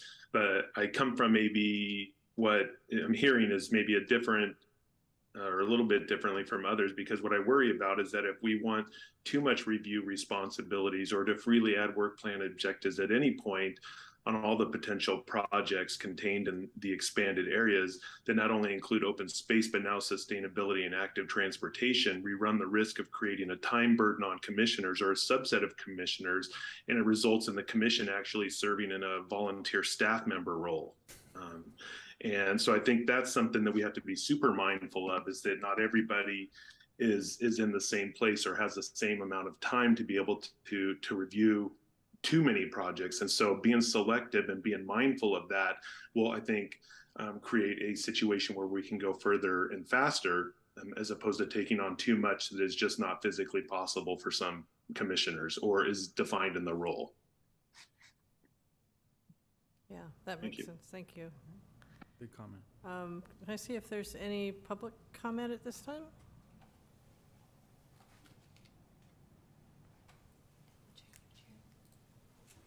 This is so weird, being up here and listening to them comment. It's usually the other way around. Yeah. This is backwards for me. It's funny. Yeah, well, like I said, this is an opportunity to reverse roles.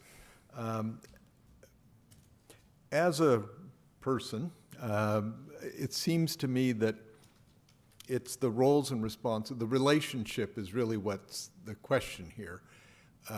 One theory is that the commission and staff are both theoretically advisory to the council. Different kinds of advisories, but ultimately advisory, because in the end of the day, the council makes the decisions, gets all the heat and so forth. So from that perspective, it suggests that both the commission and staff are working together and should have developed mutual trust and appreciation and respect and so on. And that all of that translates into this annual work plan. And the annual work plan should be looked at kind of like a budget, because it isn't just the list of things you want to do. Because as I've mentioned to some, probably anything you came up with, the council's going to say, that's a great idea, we love it. The problem is, you know, you'll end, like Scott said, you'll end up with 100 things. You don't have the staff or the capacity to deliver. And so the real challenge is not really coming up with great ideas for the work plan. It's going to be saying, how much staff have we got to work with? How much bandwidth do we have as commissioners? What is it that we can assemble that we think we can accomplish in a 12-month period that we want to pursue? And that's kind of the iterative process that you guys are going to have to work out, you know, and finally come to the council and say, here's a list of X number of things that we think we can pull off. We think they're the most important for now, and we want, you know, the council to sign off on it. And then hopefully the council would say, this is great and wonderful. And the whole idea in this is then during the course of the year, you're busy doing all that stuff. If, for example, the Eco Center shows up, you might get a special presentation where, you know, Parks Foundation would say, here's the eco concept. You would be informed about it. You would provide input and comment. That might be the beginning and end of your relationship with the Eco Center. But you've done an important function that probably took up about a half hour or so, or maybe based on personalities, could be a 3-hour presentation. We don't know. But to my way of thinking, some of these issues, like the million tree thing, you know, one approach might be to say, well, we'll invite the guy to come and make a 10-minute presentation to this commission, so you're informed about it, you know, ask questions and all that. If it's really cool, you put it on the campground, and next year you bring it up and say, you know, this is really a cool idea, you know, here's what we should do. And then that way, it's kind of like what the Countywide Climate Action Committee does. They usually will have an interesting presentation, so we all learn something. Sometimes we'll say, gosh, we really ought to follow up. Sometimes it's just, you know, I'm a better person now that I've heard this presentation. And so I think that's a role that both this commission and the Parks and Community Services Commission play, is have presentations on interesting topics that you then kind of put on the campground and say, okay, this might be a cool idea. If it's such a hot idea that you want to amend your work plan, you know, then that's a whole formal process, because you have to assume that if you're saying, I really want to do the million tree thing, you run the risk of the council saying, okay, so what are you taking off of your list? You know, and then so on. So doing it on an annual basis, like the city manager said, unless something like Newell burns up, you know, everything goes sideways. But normally it would be something like, this is a really cool idea, you know, put it on a parking lot, and in 6 months, you know, become an advocate and that kind of a thing. Again, you're both advisory to the council, you work together, and it manifests itself primarily in that annual work plan. And I think, you know, those are my suggestions or insights. Take them as you will, because I'm on this side of the podium this time around. Thanks, Mark. That's helpful.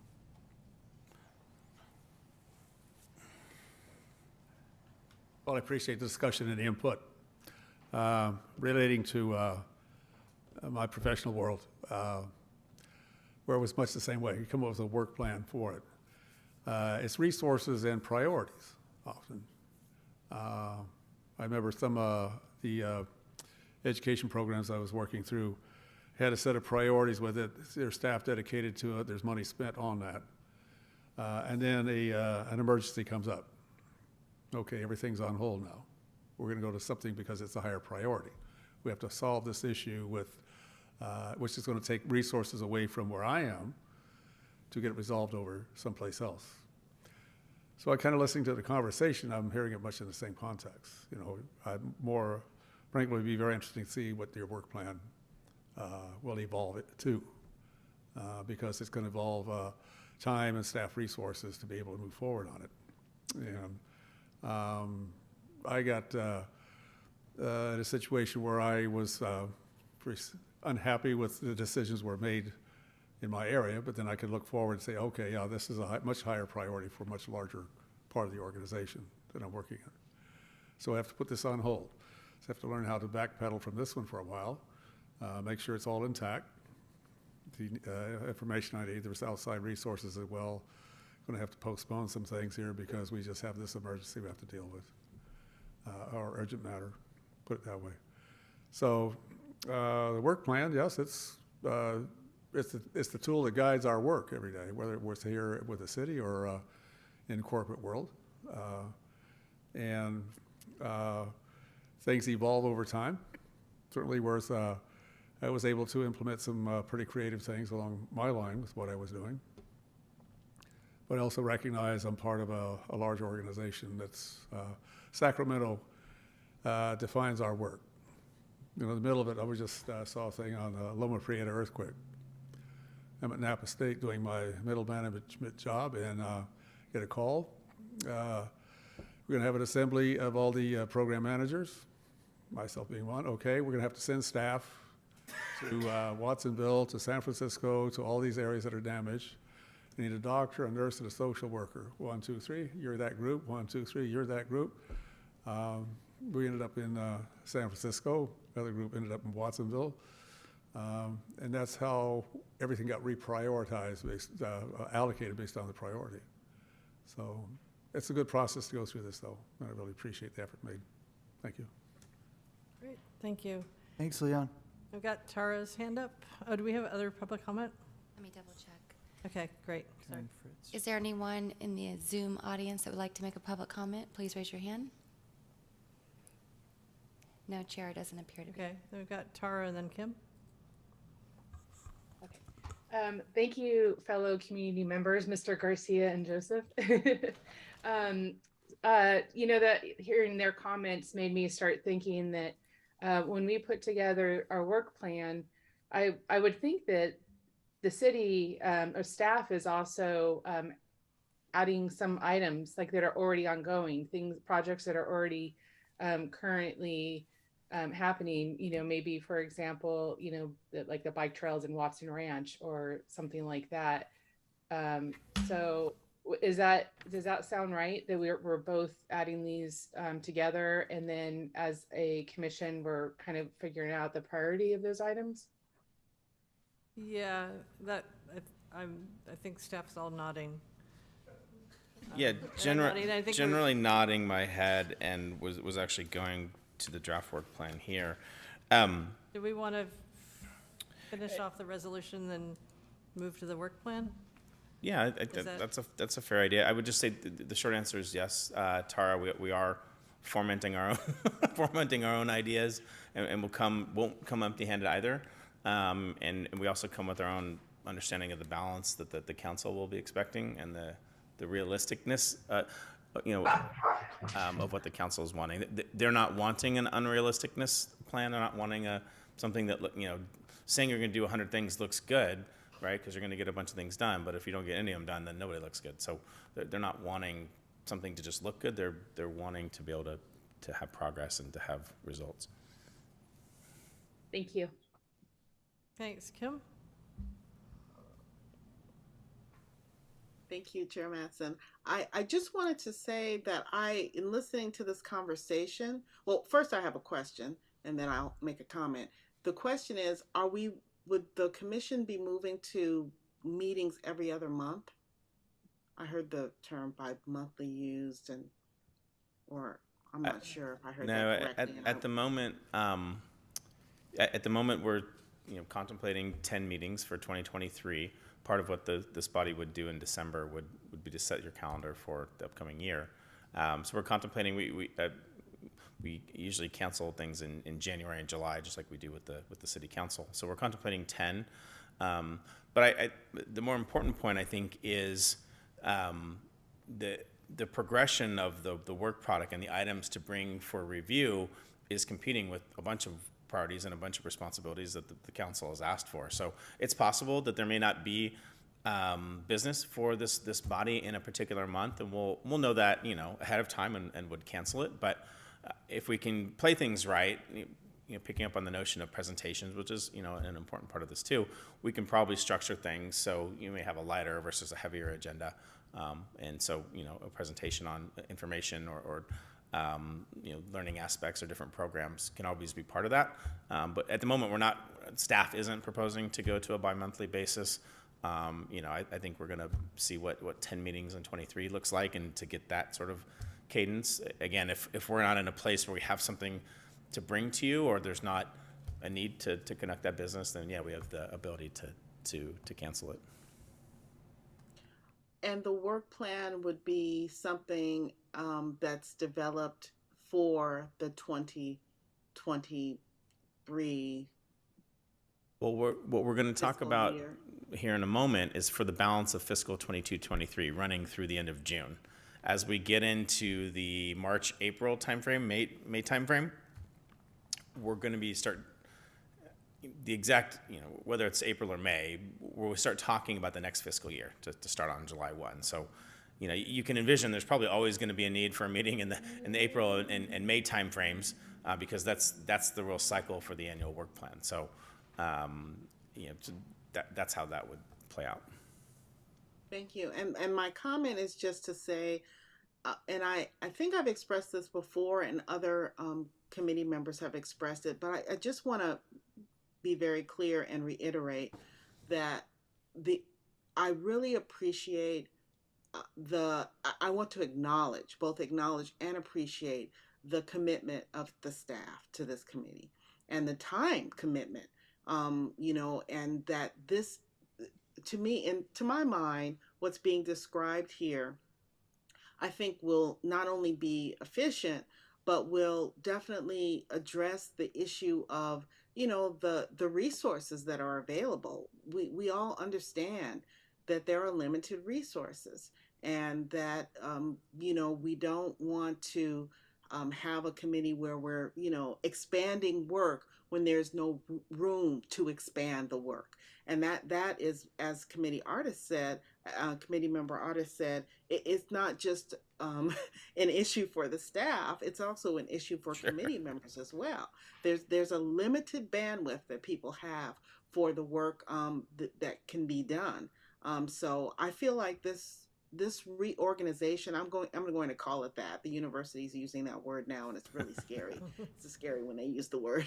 But in this case, I don't actually think it's a scary word. I think that it's really necessary. And I felt that way for some time, and I just appreciate seeing this as a kind of putting down some parameters for the work the really important work that we all would like to do, but also not overutilizing or the bandwidth that staff have, and the resources that the city has to do the work. So I just wanted to be on record saying that. Appreciate those comments, Committee Member Hester Williams. And Chair, I do think we're probably ready to move on to the work plan. Do we need to say, hey, we're good with Yeah, limited changes we've I'll proposed? summarize in a second. Just to your last point, Kim, I think if we're doing our job well, there's no reason these meetings should last more than 90 minutes in my mind. 60 to 90 minutes are really what an effective meeting are. I mean, they've done psychological studies on it, right? So it's beyond 90 minutes, meetings will rapidly deteriorate. So if we're doing our job ahead of time and during the meeting, really 90 minutes would be that point where we've covered those bases. So that's what, I appreciate the recognition. And just to kind of summarize, Chair, this is a commission, not a committee, at the top of page 21. Adding open space CIP as a comparable element to what is the active transportation annual CIP program, talking about active transportation grants, and then in that first, now for the be it resolved at the top of 23, adding its recommendations to staff and city council, adding that piece. Those were the changes that we had. Okay, and we don't need to vote on that, right? It's when you bring it back to us next time we vote. Okay, great. So I think that's the reauthorization resolution. Then we can kind of jump into the draft work plan. I did not spend as much time modifying this September 26th document as I did with the prior resolution, so that this is as it stood on September 26th. A couple of things I will note. Item number 3, Clark Ranch Master Plan, council actually took this off of PCS. We talk about the iterations with council, but PCS came with that on their work plan, and council said, we're not ready. We don't think you have the time to deal with that. And so they actually pulled that off. So it's not on PCS's work plan. And in my mind, for that reason alone, I wouldn't put it on this body's work plan either for the remainder of the fiscal year, because I think it would be odd to have one commission looking at it, not the other. And I think the council will have the same reasons, the same reasons for doing that. But do we still think we're going to still revise the master plan for it at some point? There is definitely a need to update the Clark Ranch master plan to reflect the changes that are kind of ongoing, that are kind of playing out, with for example, the wildlife rescue not being there anymore, with the eco center relocating. So there are things that make that plan needing to be revisited. That isn't going to be revisited in the balance of this fiscal year. PCS has other things they're doing. Staff has other things they're doing. So it could be on a future work plan, and I think that conversation happens in April. I wouldn't want to have it on one body's and not the other, because that just wouldn't make any sense. So the new fencing, is that for the 4-H? Yeah, correct. So 4-H is putting some temporary fencing up. They're going to be having cattle out there now. Actually, we've got some vegetation management. This is benefit. a short-term use? Yeah, correct. Okay. Yeah, correct. It's temporary cattle fencing. Okay, thanks. Wanted to provide a little clarity around Eco Center number 4. So as we're scoping the Eco Center project with the applicant, with the Parks Foundation, we've outlined a discretionary permit process. So essentially, we're anticipating a use permit, so that the Parks Foundation would apply to the city for a use permit. Ultimately, that would be Planning Commission and then City Council. But our thinking here is, as that application is complete and before we end up going to the Planning Commission, we would come to this body and say, here's the use permit application, get a presentation from them, et cetera. So that's, I don't know that we need to change that here on the work plan, but I wanted to outline what we were thinking when it's on here. Yeah, and I think we were thinking also is, at one point Janelle wanted to have both Parks Commission and us go on a site visit. And I'm assuming if we have this just on there as Eco Center, that's a possibility. Yeah, I think you're right. I think whether we go through the effort of agendizing a Brown Act meeting and having a quorum and doing all that, or whether we just work with her to schedule 2x2 tours. So, 2 members of this body can meet with 2 members and do a tour with her, or we end up with a Brown Act meeting where you go and do a tour. That's a possibility. And but again, we don't need to put that level of detail no, in. we don't need that level of detail. Okay. The thing I'll first note on the work plan is there are not really any items related to active transportation or sustainability. And being that these are new things or relatively new sort of concepts, really feeling like we needed to manage expectations around what would be added in those areas. And so we talked about the active transportation for a little bit. So we're not in a cycle, in this fiscal year of updating those plans. So really what we're thinking with that topic is we would come back during this fiscal year and present to the commission to say, look, here's the cycle, here's the cycle. I mean, NVTA ends up being a lead on a lot of this, but we would provide that kind of information. Like, Erica gave us an oral update, but we would provide a little more concrete timelines as far as what NVTA is doing and when those updates are going to happen. Would they be part of next year's work plan? Not even sure yet, because we're not sure NVTA is going to be launching it in the next fiscal year. It may be the outlying fiscal year. So the only real work plan item for that part of the active transportation is just to really refine the timelines for those particular updates. We would also be bringing back the annual capital improvement program. So that would be something that we can talk about in the context of this work plan is review and provide comment on the CIP. So that would be on here. I really think those were the 2 pieces we were talking about for active transportation. So the CIP reviews just on active transportation, okay. No, we would do it on the whole thing. So On both, okay.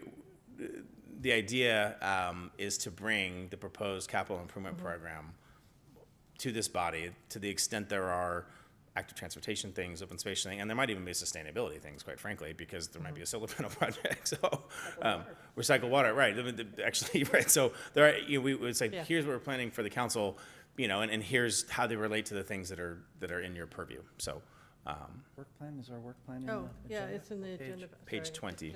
20? Yeah, Thanks. correct. So apologize. so we would bring, review and comment, here's the CIP, and so that you're informed and providing the feedback on that. As it relates to sustainability, again, really trying to, particularly with this topic, trying to manage the expectations of, this body, of the council, of the community. This is such a hot topic and such a really broad topic. Really trying to manage what it means, today for the rest of the fiscal 22-23. So, we would be saying, look, we should get a presentation on the greenhouse gas inventory. I'd like to actually have, hopefully I can get county staff to come and actually give that presentation instead of me trying to do it. I don't know yet if they'll be willing to do that, hopefully. So, but we'd like to have them say, hey, here's what the greenhouse gas inventory was. Here's the presentation. Here's what that information is. So that, and then also, having the ad hoc committee come and present their interim reports. So here's the work that we did. Here's what we're doing for engagement, and to invite the public, into that meeting. So that presentation. Sorry, I'm just taking some notes here.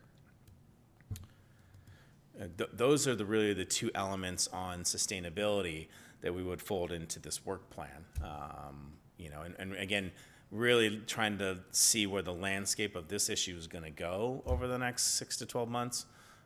We'll know a little bit more in April what the next year's work plan might be, and there might be some, discussion about the future of the ad hoc committee and how are we interfacing with this, and that probably folds into some work plan for next year, but we're going to have to see how that plays out. So those would really be the two items on sustainability. As it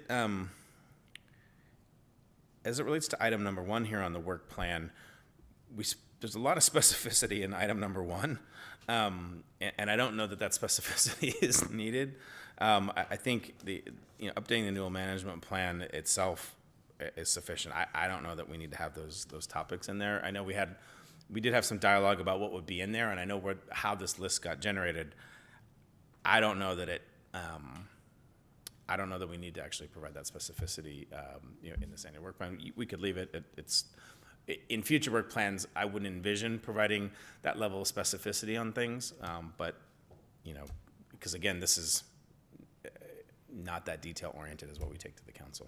And I had a question on that in terms of who would be updating the annual management plan? Would a consultant be doing it? Would staff? And we would be reviewing?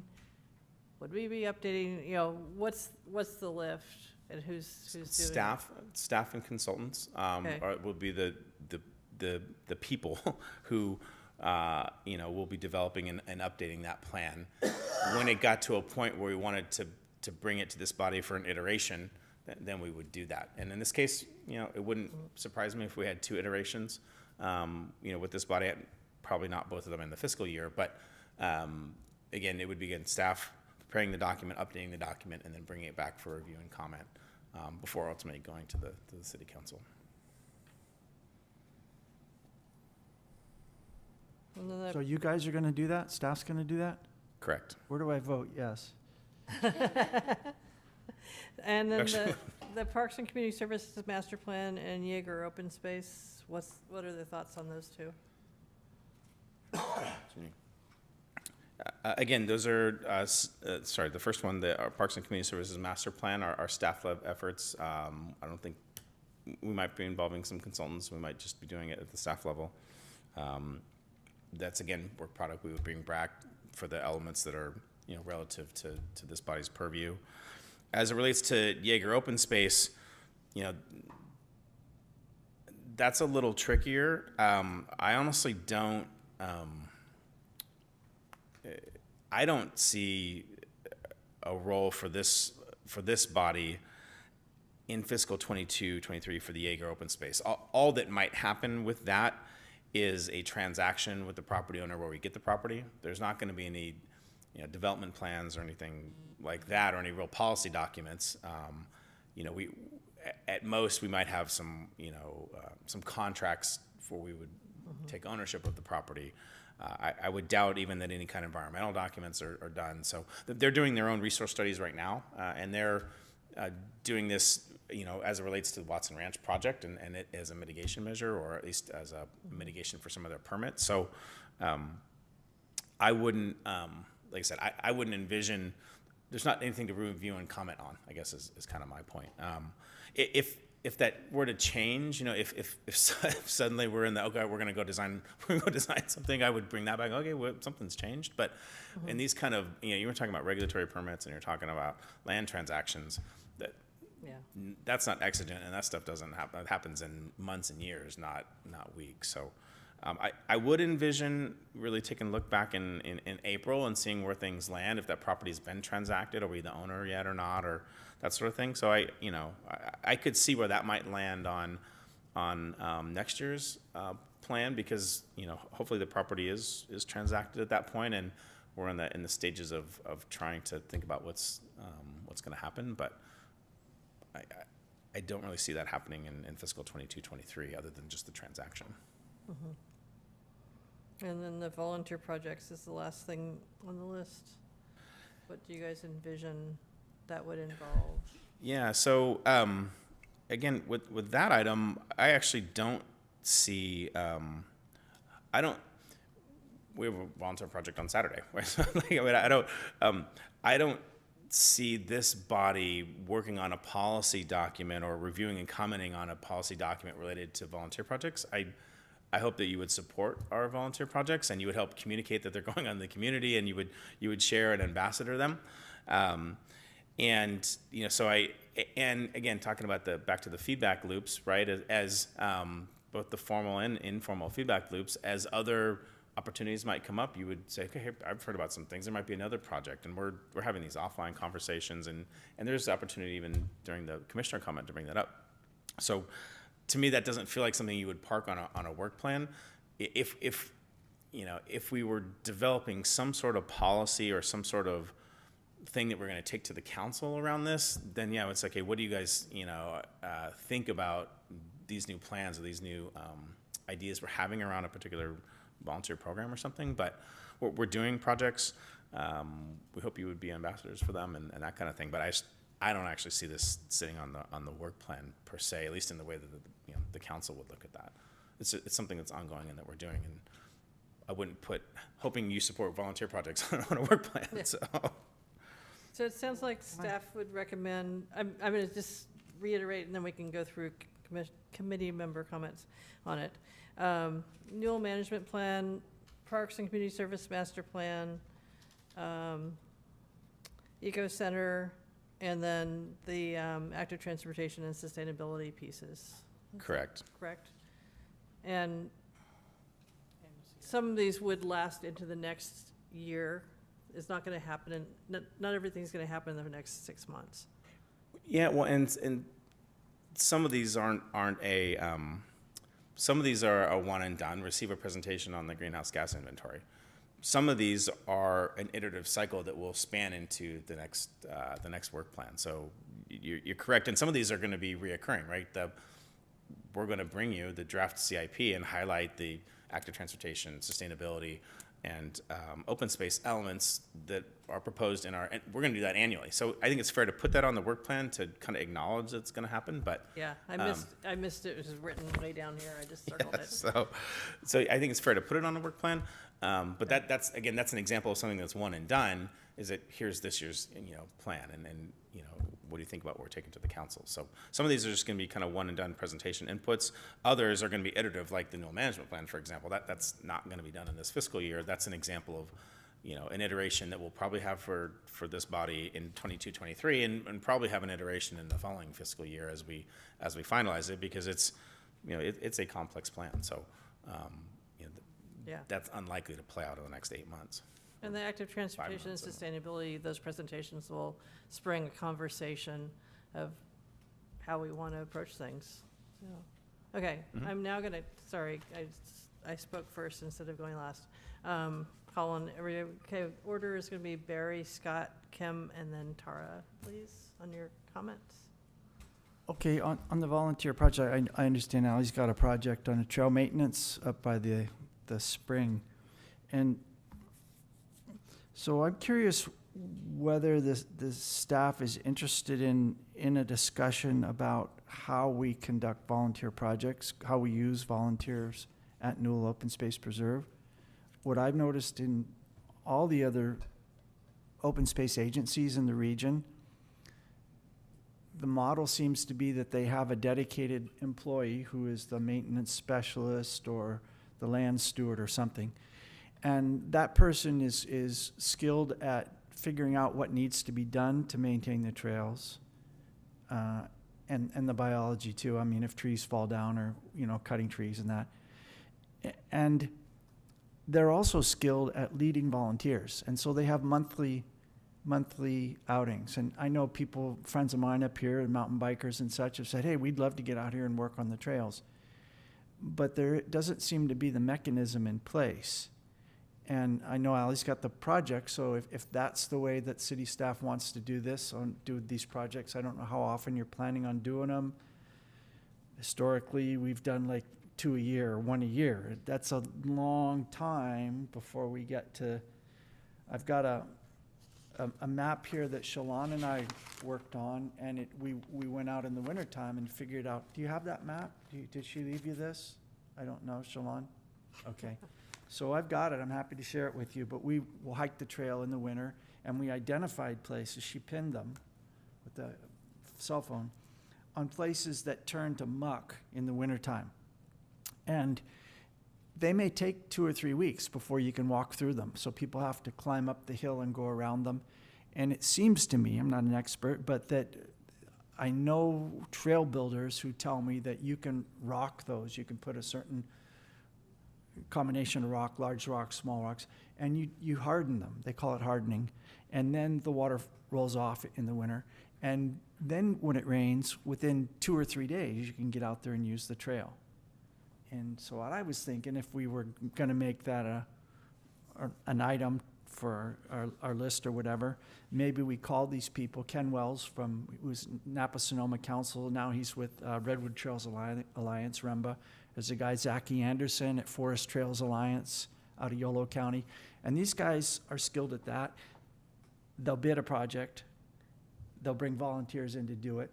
They got a successful model, but I thought maybe they could come in and teach classes. We're going to teach a class on trail building, and then you get people to sign up and you make them work on their trail.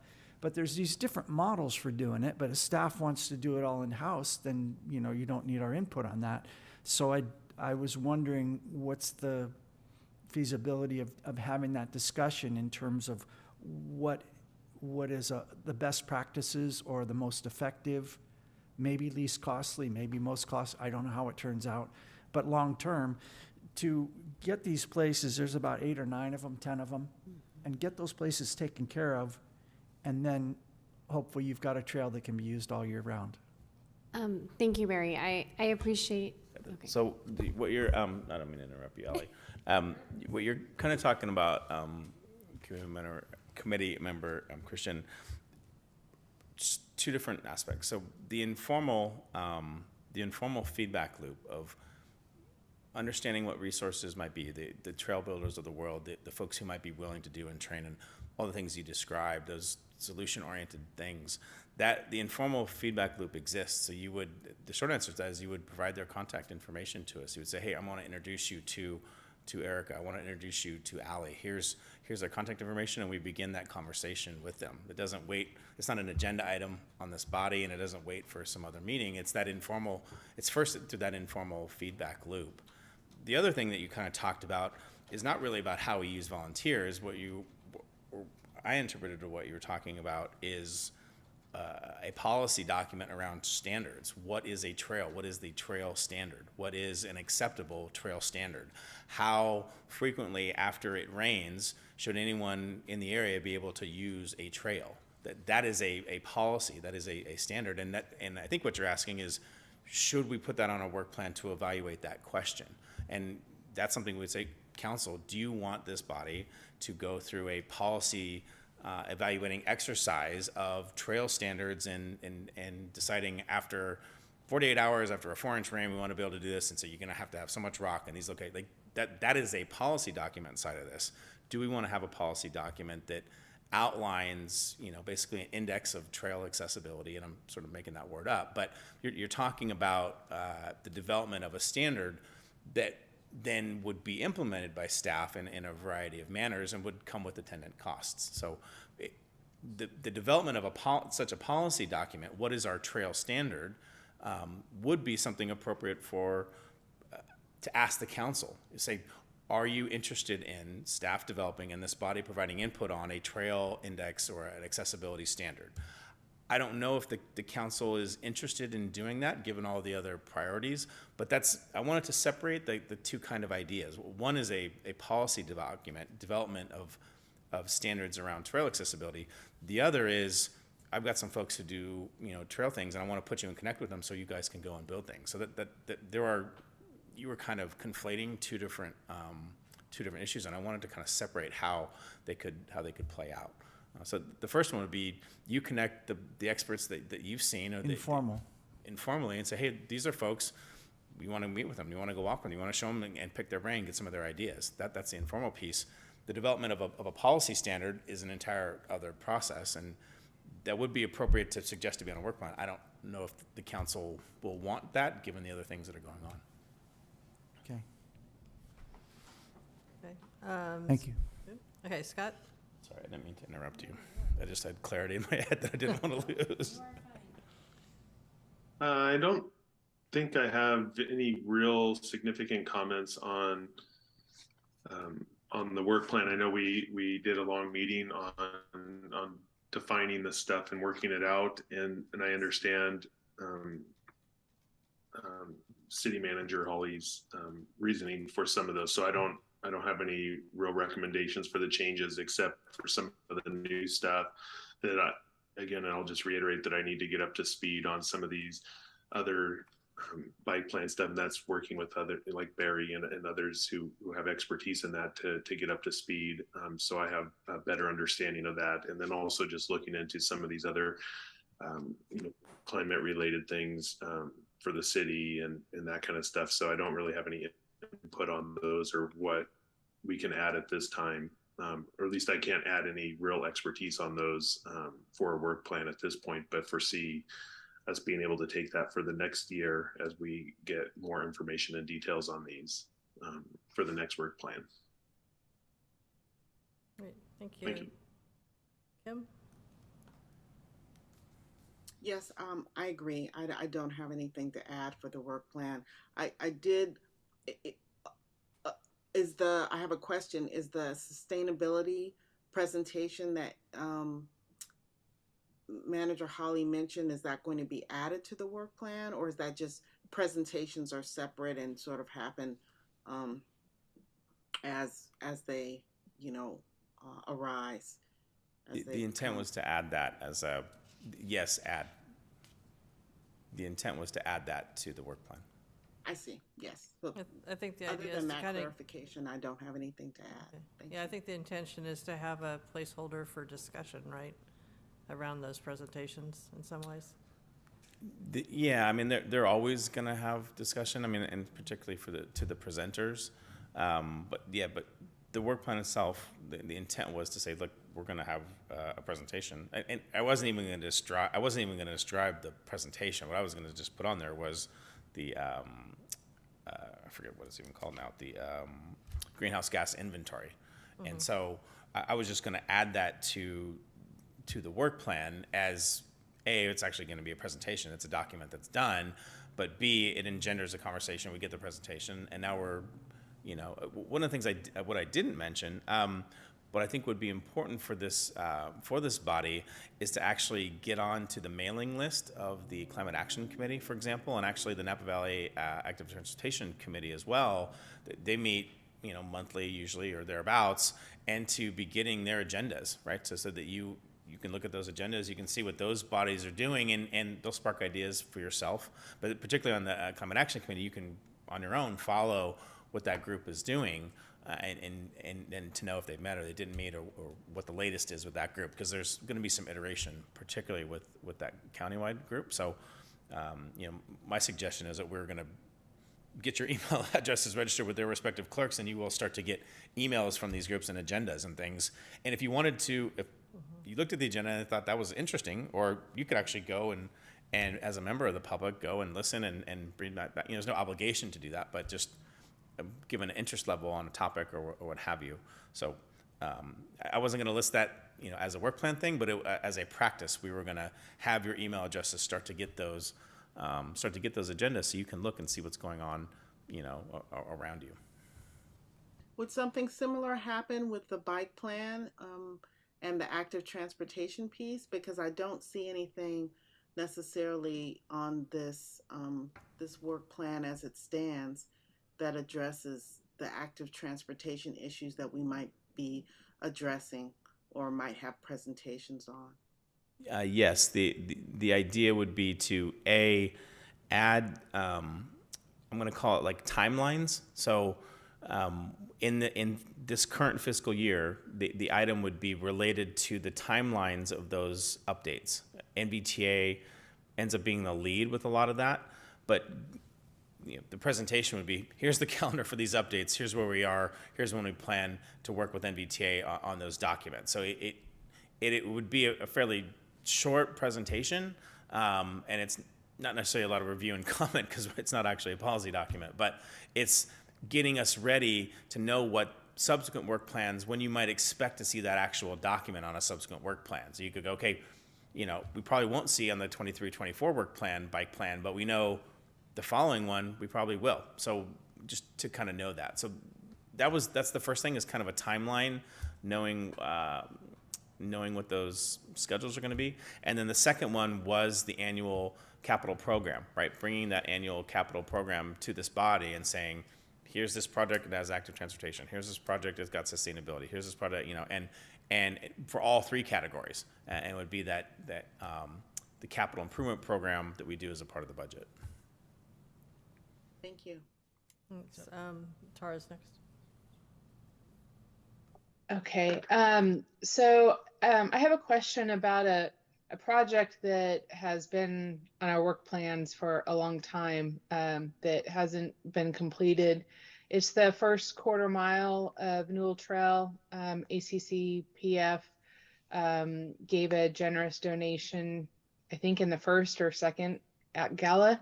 And I know that there was a little bit of the trail alignment project that had to be dealt with the Newells, and then figuring out like the materials that would be used. And I'm wondering like where that's at, or would we interact with that? I mean, is that something that would be appear on a work plan in the future? Yeah, no, that's a great point, committee member McClintock. I think it would be appropriate to add that to this work plan. The phase that we're in right now is a property acquisition phase. So that is an example of what I'm going to call one of those more complex projects that's going to have some iterations. We talked before about, if we can pull the design out of a book, we're probably not bringing designs back to this body because there's not, a real need to do that. This isn't one of those. This is a project that's got some topographic and some geographic and some legal obstacles. And so, I would envision, bringing back milestones, of that project to this body. So I don't recall at the moment what the exact design stage is, what percent complete plans are. I do know we're in the property acquisition phase. And so, I think it's appropriate to put that on here as a project, because it's a complicated project that is both active transportation and open space related, and it's actively being worked on. So I don't know what the appropriate milestone will be to bring something back to you, but I think I can contemplate in 22, 23 that there would be something. So yeah, I think it would be appropriate to bring it back. So I would say, yeah, we should add that. Okay, great. The bike-friendly community, that's probably not something that would happen before June, but that would go on maybe the following work plan? Potentially. Some of the homework we're going to do in the background, just because it's not on your work plan doesn't mean that we're not thinking about it, because the council talks about it enough, we start to think about those things too. We're going to do a little bit of research on our own and to have a little understanding about what it is. You could think about maybe the next work plan. It's going to depend a little bit on, and honestly, you're free to do your own research on it. And so, you know, it's a lot or it's not, so you can set your own kind of expectations around that. But, you know, we'll be doing kind of our own homework in the background and just kind of noodling on what it is. You know, I was mentioning to Chair Mattson the other day, at the end of the day, it's signs, right? At the end of the day, it's a post with some signs on it. And then how you market that, how you celebrate that, and what that means for the community is its own thing, and that varies per community. So, you know, on some basic level, it's just a post with a sign on it. But on some other level, it could mean a lot more, right? So you start thinking about, there's uncertainty around the level of effort and the level of designation that you seek, because there's silver, bronze, platinum. You know, it goes up from basic entry to super duper, and you start thinking about. I'm thinking about it in the terms of transformation. So today, a certain level of bike friendliness in the community, getting an award and putting up signs, sure.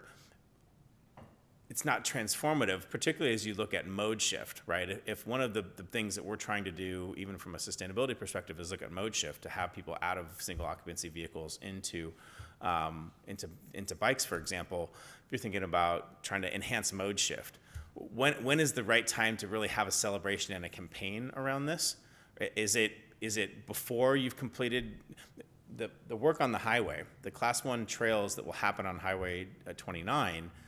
Is the kind of transformative project from a mode shift perspective. Its entire basis is to put safe biking and walking trails on the other side of the highway to collect a relatively flat community and to focus on mode shift. It really does have the potential for some significant mode shift.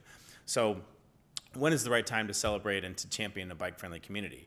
You know, do you wait until you have something to really be transformative and to say, we did this project, we've got this certification, we're now celebrating it, and when we're changing the way we mode around here, everybody's using bikes now. Like you make that part of the campaign, or do you do it early and use it as a way to get more funding, right? Do you look at it, is that a box you can check on some funding application that makes you get more points and more money? I don't know the answer to it, but that's the kind of strategic thinking I'm looking at. That designation is not just the signs, but how is it best leveraged for mode shift? How is it best leveraged to be then celebrated and magnified, and to get that recognition and to achieve the primary goal around mode shift? So that's how I'm kind of looking at it.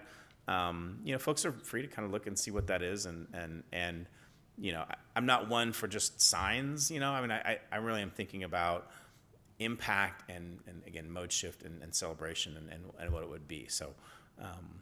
Anyway, that's kind of a long answer to your question. Hopefully that was helpful. Yeah, thank you. And one more. So as we're putting together proposed draft work plans, and we identify that, okay, this probably doesn't meet this year's cycle, but maybe next year's cycle, do we have like kind of future work plans we're already like able to add items, or would that just be like the parking lot? And then we review the parking lot every year to maybe pull items to put on the new work plan? Yeah, the short answer is yes. I mean, whether you call it a parking lot or however, you know, staff keeps its own kind of tabs of things, and I would encourage, you know, commissioners to kind of keep their own tabs. You know, the development of that work plan is where you're bringing ideas you hear from the community, where you're bringing ideas that you've come up with on your own, And however you want to track those things for yourself is fine. We're doing our own tracking, and we're doing our own collecting of ideas from the council and from other things. And, you know, that kind of collaboration will kind of all get pulled together during that annual process. So I wouldn't rely just on us to take those notes and to remember those. I would rely on yourself and your own sort of informal, however you want to keep track of those things, and then kind of bring that together in April and kind of go through it. Okay. Thank you, Jason. Mr. Holly. You're welcome. Manager Holly. You're welcome. You're welcome, Tara. When we become commissioners, do I have to call everybody by their last name? No, there's no. 'Cause I'm really bad at that. No, there's no requirement Okay. for that. And you can take, you know, it would be appropriate to take guidance from the council on how they conduct themselves. And there are times when they refer to their position as, you know, as Mayor Garcia, or they sometimes say Leon. So it kind of depends. Yeah. So, I anyway. don't think there's a requirement per se. Decorum can be respected either way. There you go. Okay, so I like this discussion. I wanted to suggest, actually, playing off of, I think it was Tara talking about the HCF, can we just have a grants item? Because there's three, I think there's three grants, the wetlands restoration, the environmental ed, and this one that apply to this body or overlap somewhat. The other thing, I was looking at the 2020 work plan to see, have we lost anything? We had started to talk with RCD about carbon farming and a forestry plan for Newell, and I have no idea if those went anywhere. And I don't want to make more work for us, but I'm wondering if staff could check in with RCD and say, do you want to present on this? And just have that be the item of RCD activities. Yeah, I wouldn't list that on a work plan. I don't want to limit ourselves and get too defined on presentations. But what I would, what I would say is, you know, we heard it tonight, that presentations are a good. This is a good place to get that, to become more informed. Sometimes they result in something, some things they don't. So, you know, I would say, listing all the presentations we're going to get, I don't know that needs to be on the work plan, but it's a good suggestion. And as we start filling out the kind of presentations we might bring in, we'll put that on our list of things. Hey, we got the inventory, this RCD, carbon farming. So there are probably some others too. So I wouldn't go through the effort of listing all the presentations because, yeah. Then we couldn't have other presentations. Yeah, the council will just take comfort in knowing that this body will also be receiving presentations that are relevant, and we don't need to spell all that out. Okay. I know Barry wanted to say something else. Let me do one last real quick cycle through everybody. Just have one follow-up question. Okay, Barry. On the Newell Management Plan update, you suggested that a trail maintenance standard would go to the city council as a separate request, but I'm wondering, would it not be appropriate to talk about trail maintenance standards in the Newell Management Plan update? We certainly could, and I was trying to parse out your request and to kind of unconflate the two issues as I saw them. Maintenance standards and maintenance. Ongoing maintenance will be a part of that Newell Management Plan, so I think it's covered in that. Yeah. I don't see the need to have it go on a separate standalone track, because I honestly don't know how you do that, and I don't know that the council would feel the need to have that be pursued in advance of the management plan. Yeah, I mean, if we're going to do it part of the management plan, then that takes care of it. Thanks. Scott, anything else? Kim? Tara? With the Newell Management Plan, did one of those categories include fire prevention? I guess maintenance standards, maybe. Probably. I'm not following your comment completely. You know, there's the fire-wise, we had the fire. There's you know, the way that they mow the grass, not doing it on days where it might create a spark. Maybe that's already just something the fire department has their own standard for something like that.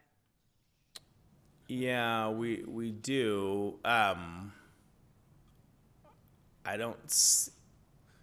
I don't see that being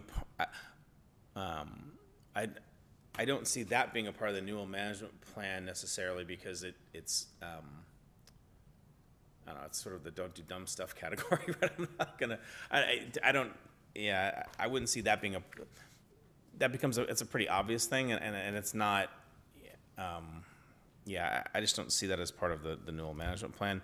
As it relates to, other activities that the Napa County Fire Department or the Fire Protection District are looking at, other fire prevention, that's not in here. That's not in there as a topic, and those are something that's other entities are going to be looking at and thinking about. So that's not part of the Newell management plan either. Those are activities proposed by others on land, some of which we own, some of it's owned by other people. So that's not part of us taking care of the Newell management plan per se. Okay, thank you. So it looks like we now have 7 items. I do. I've got a bunch of scratchy notes, but I think I've got it all captured. And so my plan, as we come back on December 7th, is to have this final work plan, to have the edited reauthorization resolution, and then, that's something hopefully everyone nodded the head, bless, yeah, take that to council. This is what we're comfortable with. And we would go on December 20th. If I can get a presentation from Napa County on the greenhouse gas inventory lined up for December 7th, we'll try to do that. I'm guessing, I'm not putting a lot of likelihood in that. So we'll see if there's another presentation or something else that we'll have for that meeting too. Okay. I think we have covered this very well. Thank you, everybody. And public That's all I comment. have, Chair. Thank you.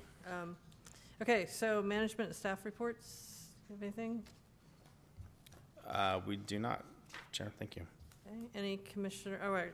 Actually, it says commissioner. I guess we're already commissioners on this. Committee member comments. Any additional comments? I'm going to go around again by where you're on the screen. So Barry, Scott, Kim, Tara. Anything? Nope. Scott, anything? Nope, just again, a thanks to everybody involved with all of this and appreciate it. Great. Kim? Ditto. Okay. Tara?